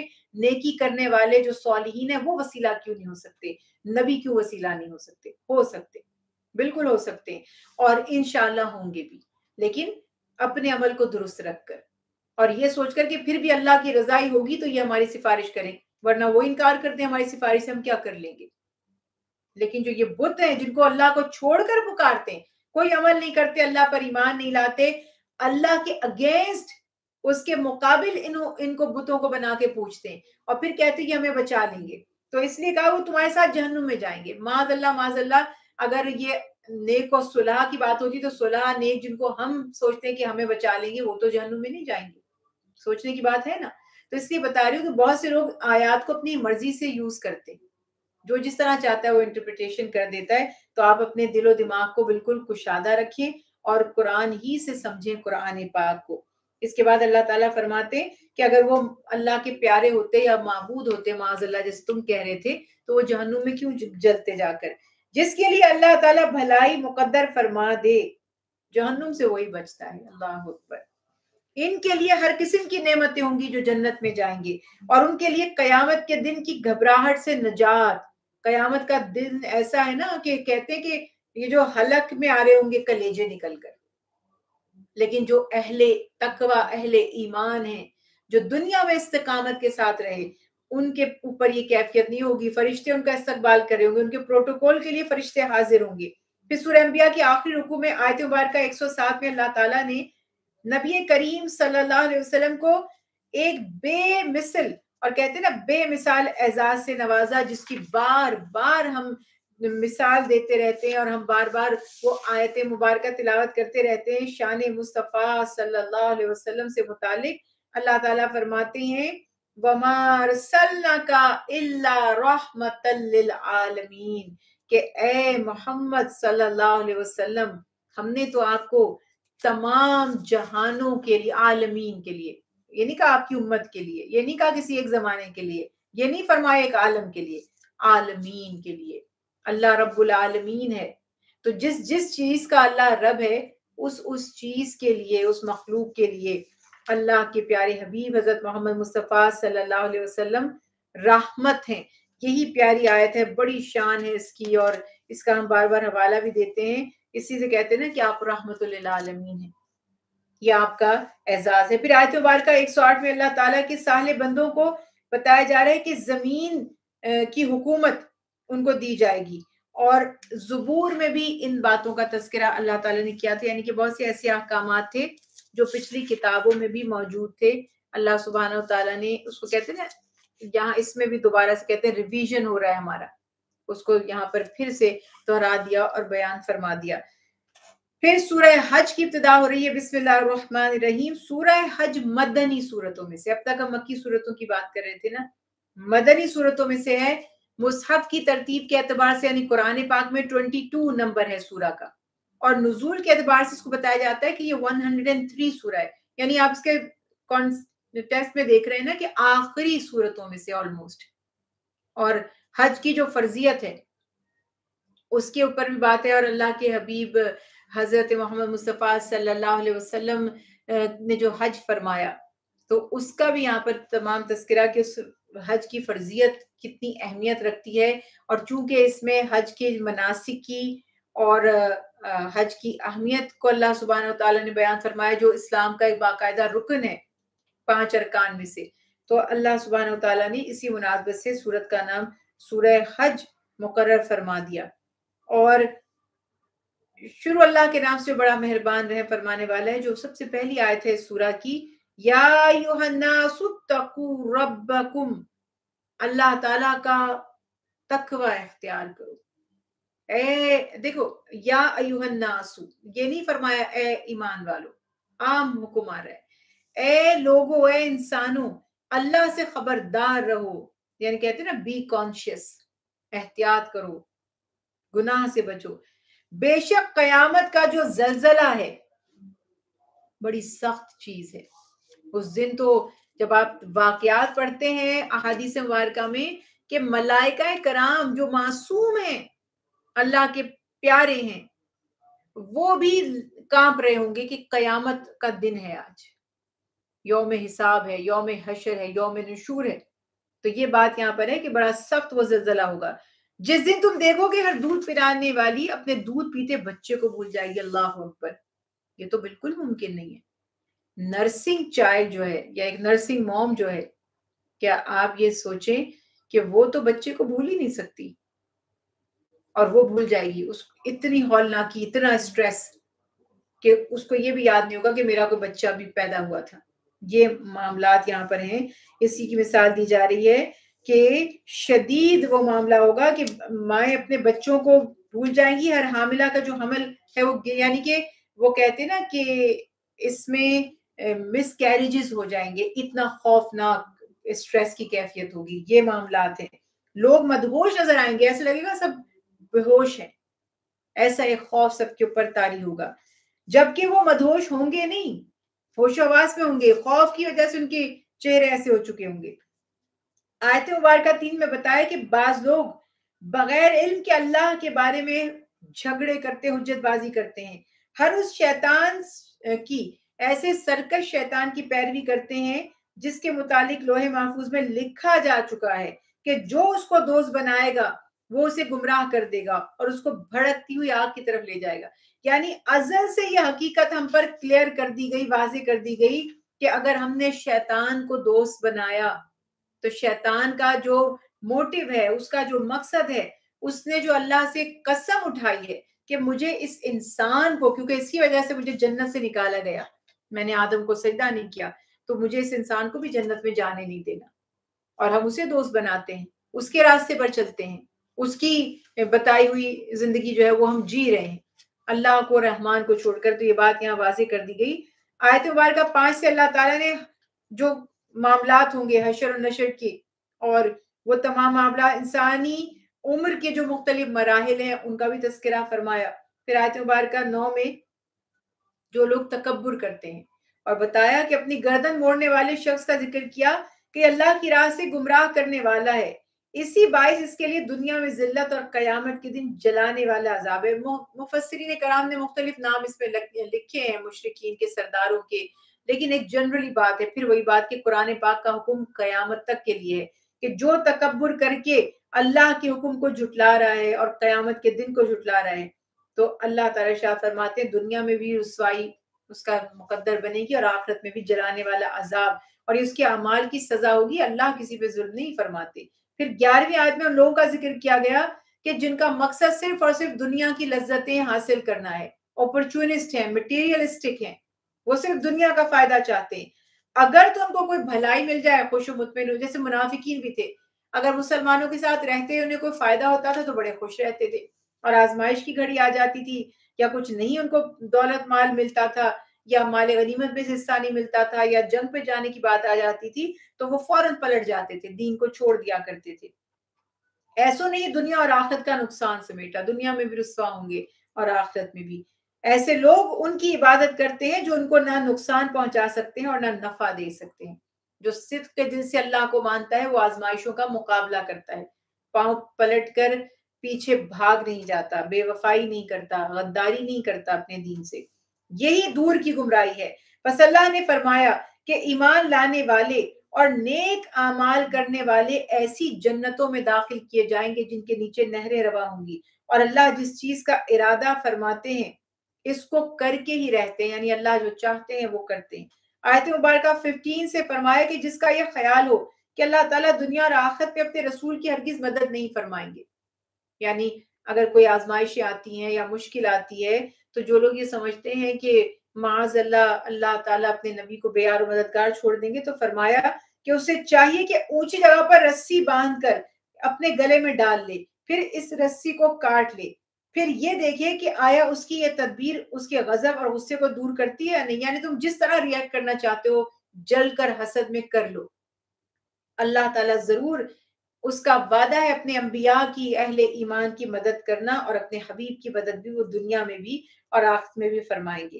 اسی طرح ہم نے قرآن کو واضح آیتوں کے ساتھ نازل کیا، بے شک اللہ جسے چاہتے ہیں حق کی راہ دکھا دیتے ہیں، یعنی قرآن تو واضح ہے لیکن حق نصیب اسی کو ہوتا ہے سمجھنا دیکھنا جس پر اللہ کا فضل و کرم ہو جائے۔ آیت مبارکہ 17 میں فرمایا دنیا میں بظاہر اہل ایمان، یہود، ستارہ پرست، عیسائی، آگ کے پوجنے والے، شرک کرنے والے، سب ملے جلے رہ رہے ہیں، ہر طرح کے لوگ ہیں، ہر طرح کے مذاہب کو ماننے والے، کیونکہ ایک وقت تک اللہ نے آزادی دے رکھی ہے، لیکن فرمایا قیامت کے دن ان سب کا فیصلہ کر دیا جائے گا۔ یعنی جب دو چیزوں میں ڈسپیوٹ ہوتا ہے، کوئی بات تو سچی ہوتی ہے نا، تو اس کو کبھی نہ کبھی تو ظاہر ہونا ہی ہوتا ہے کہ سچ کیا ہے، تو اللہ تعالیٰ قیامت کے دن اس کا فیصلہ فرما دیں گے، بے شک اللہ ہر شے کے نگہبان ہے۔ اور آیت مبارکہ 18 میں فرمایا کچھ لوگ آسمانوں اور زمینوں میں ہیں، جو کچھ بھی آسمانوں اور زمینوں میں ہے، اللہ تعالیٰ ارشاد فرماتے سورج ہے، چاند ہے، ستارے ہیں، سیارے ہیں، ہمارے اطراف میں مختلف پھلدار پھولدار درخت ہیں، پیڑ پودے ہیں، ہمارے آس پاس جاندار ہیں، جانور ہیں، چوپائے ہیں، بہت سے انسان، یہ سب اللہ ہی کے لیے سجدہ کرتے ہیں، اور بہت سے وہ بھی ہیں جنہیں یہ توفیق نہیں ہوتی، اور وہ ہیں جن پر عذاب لکھ دیا گیا ہے، یعنی ظاہر ہے کہ ان کے اعمال کے سبب سے، اور جس کو اللہ رسوا کر دے اسے کوئی عزت دینے والا نہیں۔ یعنی سجدہ کرنا اپنی عاجزی کا اظہار کرنا عزت پانے کے لیے ہے، یہ ایک سجدہ جسے تو گراں سمجھتا ہے ہزار سجدوں سے دیتا ہے آدمی کو نجات، کہ جو اللہ کی بارگاہ میں سجدہ نہیں کرتے، جو اللہ کے آگے اکڑے رہتے ہیں وہ ہمیشہ رسوا ہو کر گرتے ہیں، اور جو اللہ کے آگے جھک جاتے ہیں اللہ انہیں بلندی اور عروج عطا فرما دیتے ہیں۔ یہی بات یہاں پر ہے کہ عزت اور ذلت اللہ کے ہاتھ میں ہے۔ 19 آیت میں مومنین اور کفار دونوں گروپس کا، دونوں فریقوں کا تذکرہ کیا گیا کہ ظاہر ہے کہ جس کا جیسا عمل ویسی اس کی جزا، کافروں کے لیے عذاب اور مومنوں کے لیے آخرت میں دائمی ابدی نعمتیں ہیں۔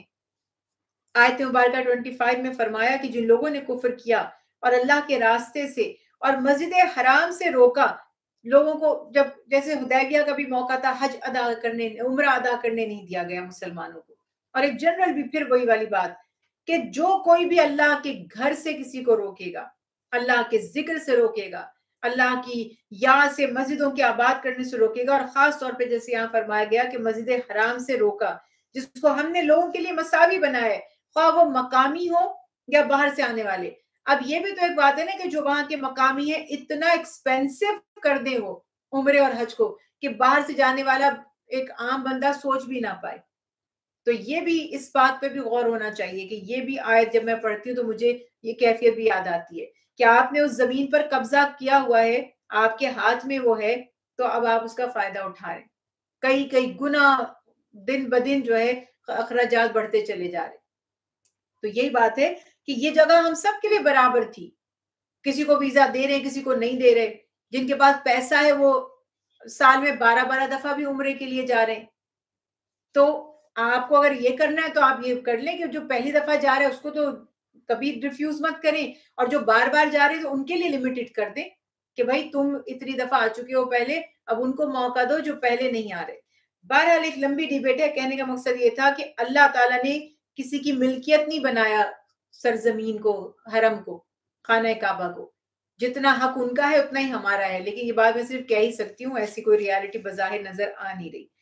اور اللہ تعالیٰ فرماتے ہیں جو اس مسجد حرام میں ظلم کے ساتھ زیادتی کا ارادہ کرے گا ہم اس کو دردناک عذاب چکھائیں گے۔ اب یہ دیکھیں اس بات کی سچائی کیا ہے۔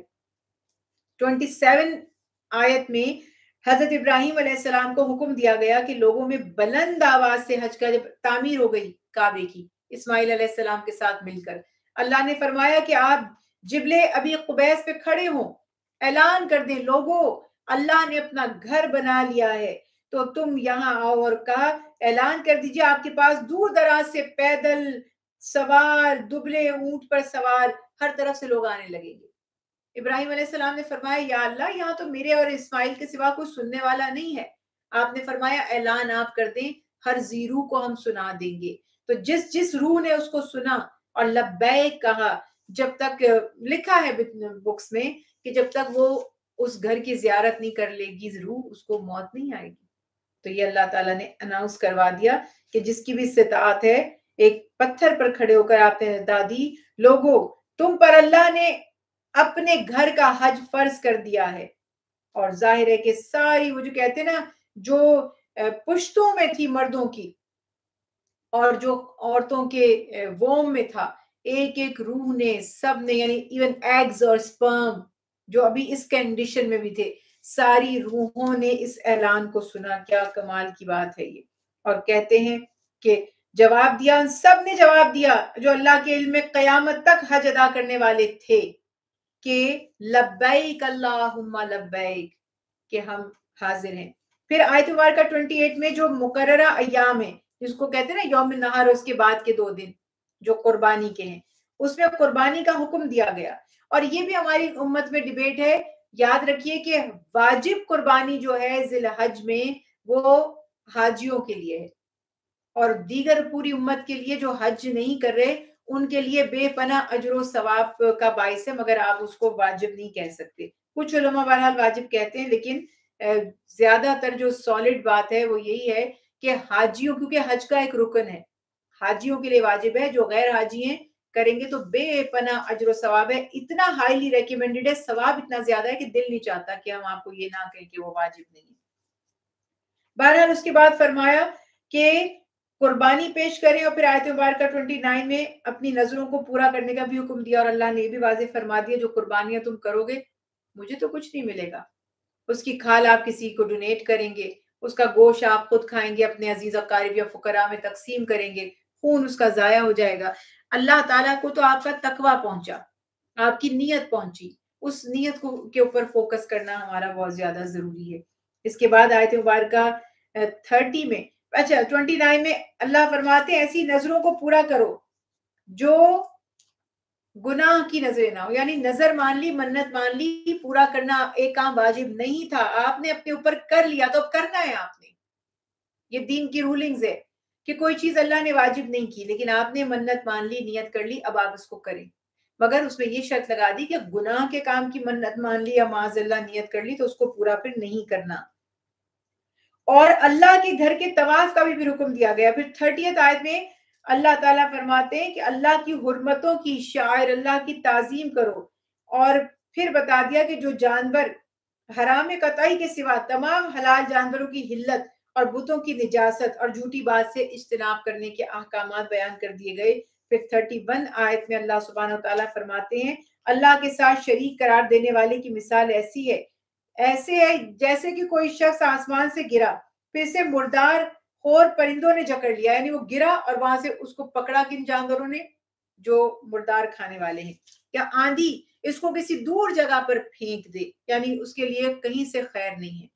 پھر 32 آیت میں فرمایا جس نے اللہ کی نشانیوں کی تعظیم کی تو یہ دلوں کے تقوی کی علامت ہے۔ انشاءاللہ اس پر بھی ہم اپنی ڈیٹیل کلاس میں بہت تفصیلاً بات کریں گے، شاعر اللہ جو ہیں وہ کون کون سے ہیں۔ پھر 34 میں فرمایا آیت مبارکہ 34 ہم نے ہر امت کے لیے قربانی کا طریقہ مقرر کیا تاکہ وہ اللہ کے دیے ہوئے بے زبان چوپایوں میں سے ذبح کے وقت اللہ کا نام لے، یعنی کھاتے ہو پیتے ہو مگر ہر دیکھیے جو اسلام کا کانسیپٹ ہے ہمیشہ غیر جو ہمارے ایسے لیس پریویلیجڈ لوگ ہیں جن کے پاس مال اسباب نہیں ہے اس میں سے بھی خرچ کرتے رہو، اور جو لوگ جاندار ذبح کرتے ہیں اپنے لیے بھی کھانے کے لیے کرتے ہیں یا صدقہ خیرات کے لیے یا قربانی کے لیے بھی کرتے ہیں تو اللہ کے نام سے، کہ ہم کسی کی جان نہیں لے سکتے، کسی ذی روح کی جان نہیں لے سکتے مگر اللہ کے نام پر اس جانور کو ہم قربان کر سکتے ہیں۔ بس تمہاری عبادت کا مستحق صرف اللہ ہی ہے، اور قربانی کے اونٹوں کو ہم نے تمہارے لیے اللہ کی نشانیوں میں سے بنا دیا، ان میں تمہارے لیے بھلائی ہے، بس تم ان کو قطار میں کھڑا کر کے نہر کرنے کا، اونٹ کی قربانی کا طریقہ ہوتا ہے نہر کرنا کہتے تھے، کھڑا کر کے اور وہ تلوار سے ان کی گردنوں کو ذبح کیا جاتا تھا، کہا کہ اللہ کا نام لو، پھر اس میں سے خود بھی کھاؤ اور محتاج اور مانگنے والوں کو بھی کھلاؤ، تو سب میں برکت ہی برکت ہے۔ 37 آیت میں عبادات میں اخلاص کی تعلیم دی جا رہی ہے، جو بھی ہم نے بات کی تھی کہ قربانیاں اللہ کی رضا کے لیے، اس کو راضی کرنے کے لیے نہیں کہ لوگ دیکھیں گے قربانی کی کہ نہیں، اور یہ ہمارے تو یہ بھی اسٹیٹس سمبل بن گیا، کون سا جانور قربان کیا بتانا پڑے گا لوگوں کو، بس ایک حصہ ڈالا ہے گائے میں، یہ تو بڑی شرم کی بات ہے، لوگ کیا سوچیں گے؟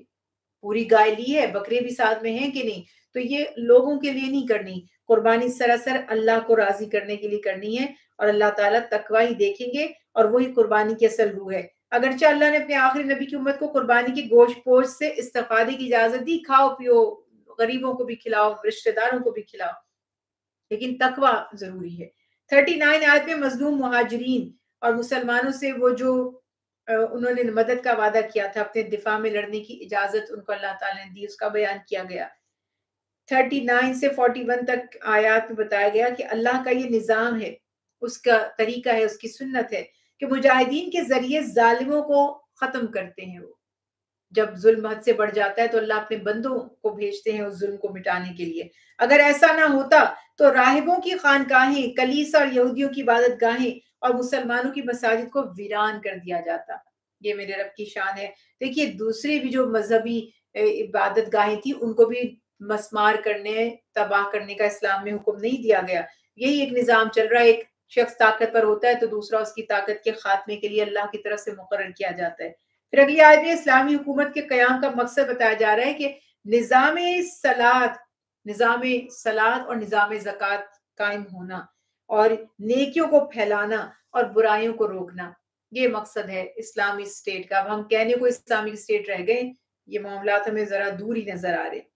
آیت مبارکہ 42 میں رسول اللہ صلی اللہ علیہ وسلم کی اللہ سبحانہ وتعالیٰ دلجوئی فرما رہے ہیں کہ آپ غم مت کیجئے، اگر آپ کی تکذیب کرتے ہیں پرواہ نہ کیجئے، آپ سے پہلی قومیں ایسے ہی اپنے انبیاء کو، قوم نوح نے، قوم عاد نے، قوم سمود نے، ابراہیم علیہ السلام کی قوم نے، لوط علیہ السلام کی قوم نے، اصحاب مدین نے، قوم موسیٰ نے، سب انبیاء علیہ السلام کی قوموں نے ان کی تکذیب کی تھی۔ آپ کوئی پہلے نبی نہیں ہے، یہ قوموں کا وتیرہ ہے، یعنی اکثریت جہالت میں ڈوبی پڑی ہے۔ آج بھی یہی ہوگا، آپ دو نصیحت میں 1 لاکھ، چلیے 1 لاکھ زیادہ ہو جائیں گے، 500 افراد کا گروپ ہے، میں کوئی نصیحت کروں اس میں سے کتنے لوگ مانیں گے اور سنیں گے؟ بہت بہت کم ہوں گے۔ میجورٹی اپنے نفس پرستی میں لگی ہوئی ہے، مٹیریلسٹک بن چکی ہے، اور یہ ایک رواج، یہ ایک رجحان، یہ ایوریج ہمیشہ سے رہی ہے کہ کم ہی ہوتے ہیں جو حق کو ماننے والے ہوتے ہیں۔ اور آیت مبارکہ 46 میں بتایا کہ پچھلی امتوں کو دیکھ کر، ان کی حالات کو دیکھ کر عبرت حاصل کرو، جب وہ انکار کرنے والے تھے اللہ کا اور اس کے نبیوں کا تو ان کا انجام کیا ہوا۔ تو ہمیں بھی چاہیے کہ غور و فکر کریں اور اپنی اصلاح کر لیں۔ 48 آیت میں کفار کے عذاب کے معاملے میں وہ جو جلد بازی کرتے تھے اس کا تذکرہ کیا جا رہا ہے کہ اگر اللہ سبحانہ وتعالیٰ ان کی رسی دراز کر دیں تو ان کو یہ غلط فہمی ہو جاتی ہے کہ معاذ اللہ ان کی پکڑ ہی نہیں ہوگی. تو اللہ تعالیٰ ارشاد فرماتے ہیں کہ چاہے ان کو مہلت دے دی جائے مگر عذاب ان پر آ کر ہی رہے گا. اللہ اپنے وعدے کے خلاف نہیں فرماتے. جو کفر کرتے ہیں، نبیوں کی تکذیب کرتے ہیں، ان کو دنیا میں بھی عذاب ملتا ہے اور آخرت میں تو ہر کافر کے لیے عذاب ہے ہی. اور 49 آیت میں رسول اللہ صلی اللہ علیہ وسلم کی ایک صفت بیان کی گئی کہ آپ صلی اللہ علیہ وسلم تمام انسانوں کے لیے، یعنی پچھلے انبیاء کسی مخصوص قوم مخصوص وقت کے لیے نبی بنا کر بھیجے جاتے تھے، آپ صلی اللہ علیہ وسلم تمام انسانوں کے لیے نذیر بن کر تشریف لائے. یعنی اللہ سبحانہ و تعالیٰ نے آپ صلی اللہ علیہ وسلم کو ساری امت کے لیے، سارے انسانوں کے لیے ہدایت دینے والا بنا کر بھیجا. آپ کی رسالت تمام خاص و عام کے لیے ہے. پھر 52 آیت میں بتایا کہ آپ سے پہلے انبیاء علیہ السلام جب امت کے سامنے اللہ کی آیات پڑھتے تھے تو ان کے جو شیطان، امت کے جو شیاطین ہیں، وہ ان لوگوں کے دلوں میں وسوسے اور شبہات ڈال کر ان کو اس کلام کو سننے سے، عمل کرنے سے روکتے تھے. اور یہ وسوسے، یہ جو کہنا چاہیے کہ دلوں کی سختی ہے، یہ سخت دل والوں کے لیے آزمائش اور اہل ایمان کے ایمان میں مضبوطی کا سبب بنتی ہے. یعنی کہ وسوسے تو ایمان والوں کے دل میں بھی آتے ہیں مگر ان کا ایمان ہر وقت اس سے اور زیادہ مضبوط ہو جاتا ہے، وہ پہلے سے زیادہ ایک بیٹر سٹیج کے اوپر آ جاتے ہیں. پھر اللہ تعالیٰ ارشاد فرماتے ہیں آیت مبارکہ 56 میں، قیامت کے دن سارا کا سارا اختیار، ساری بادشاہی اللہ تعالیٰ کی ہوگی اور وہی لوگوں کے درمیان فیصلہ فرمائیں گے. دنیا میں کسی کو ڈھیل دے دی گئی، کوئی اپنی منمانی زندگی جی رہا ہے، اس کی گرفت نہیں ہو رہی، پکڑ نہیں ہو رہی، کیونکہ دنیا دار الجزا ہے بھی نہیں، یہ دار العمل ہے. اگر آخرت میں کوئی اور فیصلہ کرنے والا نہیں ہوگا، وہی فیصلہ ہوگا جو اللہ چاہیں گے. پھر آیت مبارکہ 61 سے دوبارہ سے زمین یعنی کہتے ہیں تکوینی آیات، تکوینی نشانیاں، قدرت کے جو نشانیاں اس کائنات میں موجود ہیں، اللہ سبحانہ وتعالیٰ نے اس کا یہاں پر تذکرہ فرمایا کہ تم غور کرو اپنے رب کی قدرت پر، اس کے وجود پر، کہ زمین اور آسمان کا جو نظام ہے اور رات کا آنا اور پھر دن کا آنا، یہ سارے نظام، بارش کا نازل ہونا، اس بارش سے سبزے کا نکلنا، پھل پھول، کھیت کھلیان جو ہمارے اطراف میں ہیں، یہ سب اللہ تعالیٰ کی قدرت کی نشانیاں ہیں. اگر ان پر غور کریں گے تو ہمیں اپنا کہتے ہیں نا بے حجابی یہ کہ ہر ذرے میں جلوہ اشکار اور پس پردہ تو ہے کہ صورت آج تک دیکھی نہیں، کہ ہم نے اللہ کو نہیں دیکھا لیکن کائنات کی ایک ایک چیز ہمیں اس کی موجودگی کا احساس دلاتی ہے، بس غور کرنے کی بات ہے. پھر آیت مبارکہ 56 میں زمین کی تمام اشیاء کی تسخیر، کشتیوں کا سمندر میں جو اتنے ٹن وزن لے کر پانی کی سطح پر چلتی ہیں، آسمان کا زمین پر گرنے سے رک جانا، کہ کوئی آپ کو ستون نظر نہیں آ رہے مگر وہ گر نہیں پڑتا زمین پر، آسمان کو اللہ نے قائم رکھا ہوا ہے، روکے رکھا ہے. اللہ کی نعمتوں کا بیان کیا. پھر موت اور زندگی، پھر آخرت کی زندگی کا تذکرہ کر کے اللہ تعالیٰ انسان سے فرماتے ہیں کہ لاکھوں میری نعمتیں، کائنات میں میرے تم پر احسانات، مگر پھر بھی انسان ناشکر ہے. اپنے رب کیا مانگتا ہے اللہ ہم سے پورے 24 گھنٹوں میں؟ ہم تو اس سے بہت کچھ مانگتے ہیں، وہ ہم سے کیا چاہتا ہے؟ 5 وقت اس کو یاد کر لیں، اپنی اور دوسروں کی خیر خواہی کریں، نہ اپنا نقصان کریں نہ کسی دوسرے کا نقصان کریں. اللہ سبحانہ وتعالیٰ کو یاد رکھیں، جو بہترین نظام اس نے ہماری ترقی اور ہماری بقا کے لیے دیا اس کو اپنا لیں. اور پھر اللہ تعالیٰ 67 آیت میں فرماتے ہیں ہر قوم کے لیے ایک وقتی شریعت مقرر کی جاتی ہے اور اس پر ایک وقت تک عمل ہوتا ہے. یعنی ہر قوم کی اپنے بائی لاز تھے، ان کا اپنا قانون تھا، شریعت تھی، وہ اپنے اپنے زمانے میں ان پر عمل کرتے تھے. لیکن اسلام کی دائمی اور ابدی تعلیمات آنے کے بعد اب پچھلے تمام نظام، تمام شریعتیں، تمام احکامات منسوخ ہو گئے. اب کوئی شخص قرآن کے بارے میں جھگڑا نہیں کر سکتا، سب کو متفقہ طور پر قرآن کو ماننا پڑے گا، چاہے کوئی کسی بھی مذہب کو مانتا تھا. اور بغیر کسی جھگڑے کے اس کی پیروی کرنی پڑے گی، نہیں کریں گے تو پھر انجام بالکل واضح بتا دیا گیا۔ اور پھر اللہ نے آیت مبارکہ 73 میں فرمایا کہ اللہ تعالیٰ نے مشرکوں کے بتوں کو کی بے بسی کو بیان کیا کہ جن کو تم اپنا معبود بنا کے بیٹھے ہو اور تم سمجھتے ہو کہ وہ تمہیں کسی نفع یا نقصان کو پہنچانے میں اہل ہے اس بات کے، تو تم یہ بتاؤ کہ انہوں نے تو ایک مکھی بھی پیدا نہیں کی، جس نے ایک مکھی بھی نہیں بنائی، تو وہ اس رب کا مقابلہ کیسے کر سکتے ہیں جو 7 آسمانوں اور 7 زمینوں اور ان کے درمیان کی چیزوں کا خالق اور مالک ہے۔ اور فرمایا کہ اگر کوئی مکھی سے کچھ چھین کر، یہ لوگ اپنے بتوں کے آگے کھانا رکھتے تھے، نظریں چڑھاتے تھے، کہا کہ وہ کچھ چھین کر لے جائیں تو اس کو واپس بھی نہیں لا سکتے۔ تو جیسے ماننے والے کمزور، ویسے ہی جن کو مانا جا رہا ہے، یعنی پجاری بھی کمزور ہیں اور جن کی پوجا کی جا رہی ہے وہ بھی کمزور ہیں، دونوں کا برا ہی حال ہے۔ پھر بھی نصیحت وہی حاصل کرے گا جس کو توفیق ہوگی اور جو غور و فکر کرے گا۔ پھر آیت مبارکہ 75 میں بتایا کہ منصب رسالت کسی کی فرمائش سے نہیں دیا جاتا، یہ مرضی سے نہیں ملتا، اللہ کی عطا سے ملتا ہے۔ اللہ تعالیٰ خود اپنے رسولوں کو منتخب فرماتے ہیں اور وہ جانتے ہیں کہ یہ منصب، یہ ذمہ داری کس کو عطا کرنی ہے۔ آیت مبارکہ 77 میں بتایا گیا کہ ہر وقت ہر گھڑی اللہ ہی کی عبادت کرتے رہو، اور آخری آیت میں دین کی سربلندی کے لیے کہا گیا کہ بے پناہ کوشش کرو اور دین کے معاملے میں کسی قسم کی وہ تنگی نہ ہو، اور ملت ابراہیمی کی پیروی کرنے، نماز کو قائم رکھنے، زکوٰۃ ادا کرنے کی تلقین کی گئی۔ اور اللہ سبحانہ وتعالیٰ فرماتے ہیں کہ اللہ کے دامن رحمت کو مضبوطی سے تھامے رہو اور اللہ تعالیٰ کی مدد سے جو چیزیں وابستہ ہیں، بس یہی والی بات ہے کہ یہ سب، نماز بھی اللہ کے لیے اللہ کی مدد کے حاصل کرنے کا ذریعہ ہے، صبر بھی، اور امر بالمعروف، ہمیں حکم ہے کہ ہم نیکی کی تعلیم دیتے رہیں اور بدی سے بچتے رہیں، یہی ہماری زندگی کا مقصد ہے، اسی میں ہماری بقا، اسی میں ہماری نجات ہے۔ وما علینا الا البلاغ المبین، جو کچھ ہم نے پڑھا، جو سنا، اللہ سبحانہ وتعالیٰ اس پر غور و فکر کی توفیق دے اور اپنی بارگاہ میں اسے قبول و منظور فرمائے۔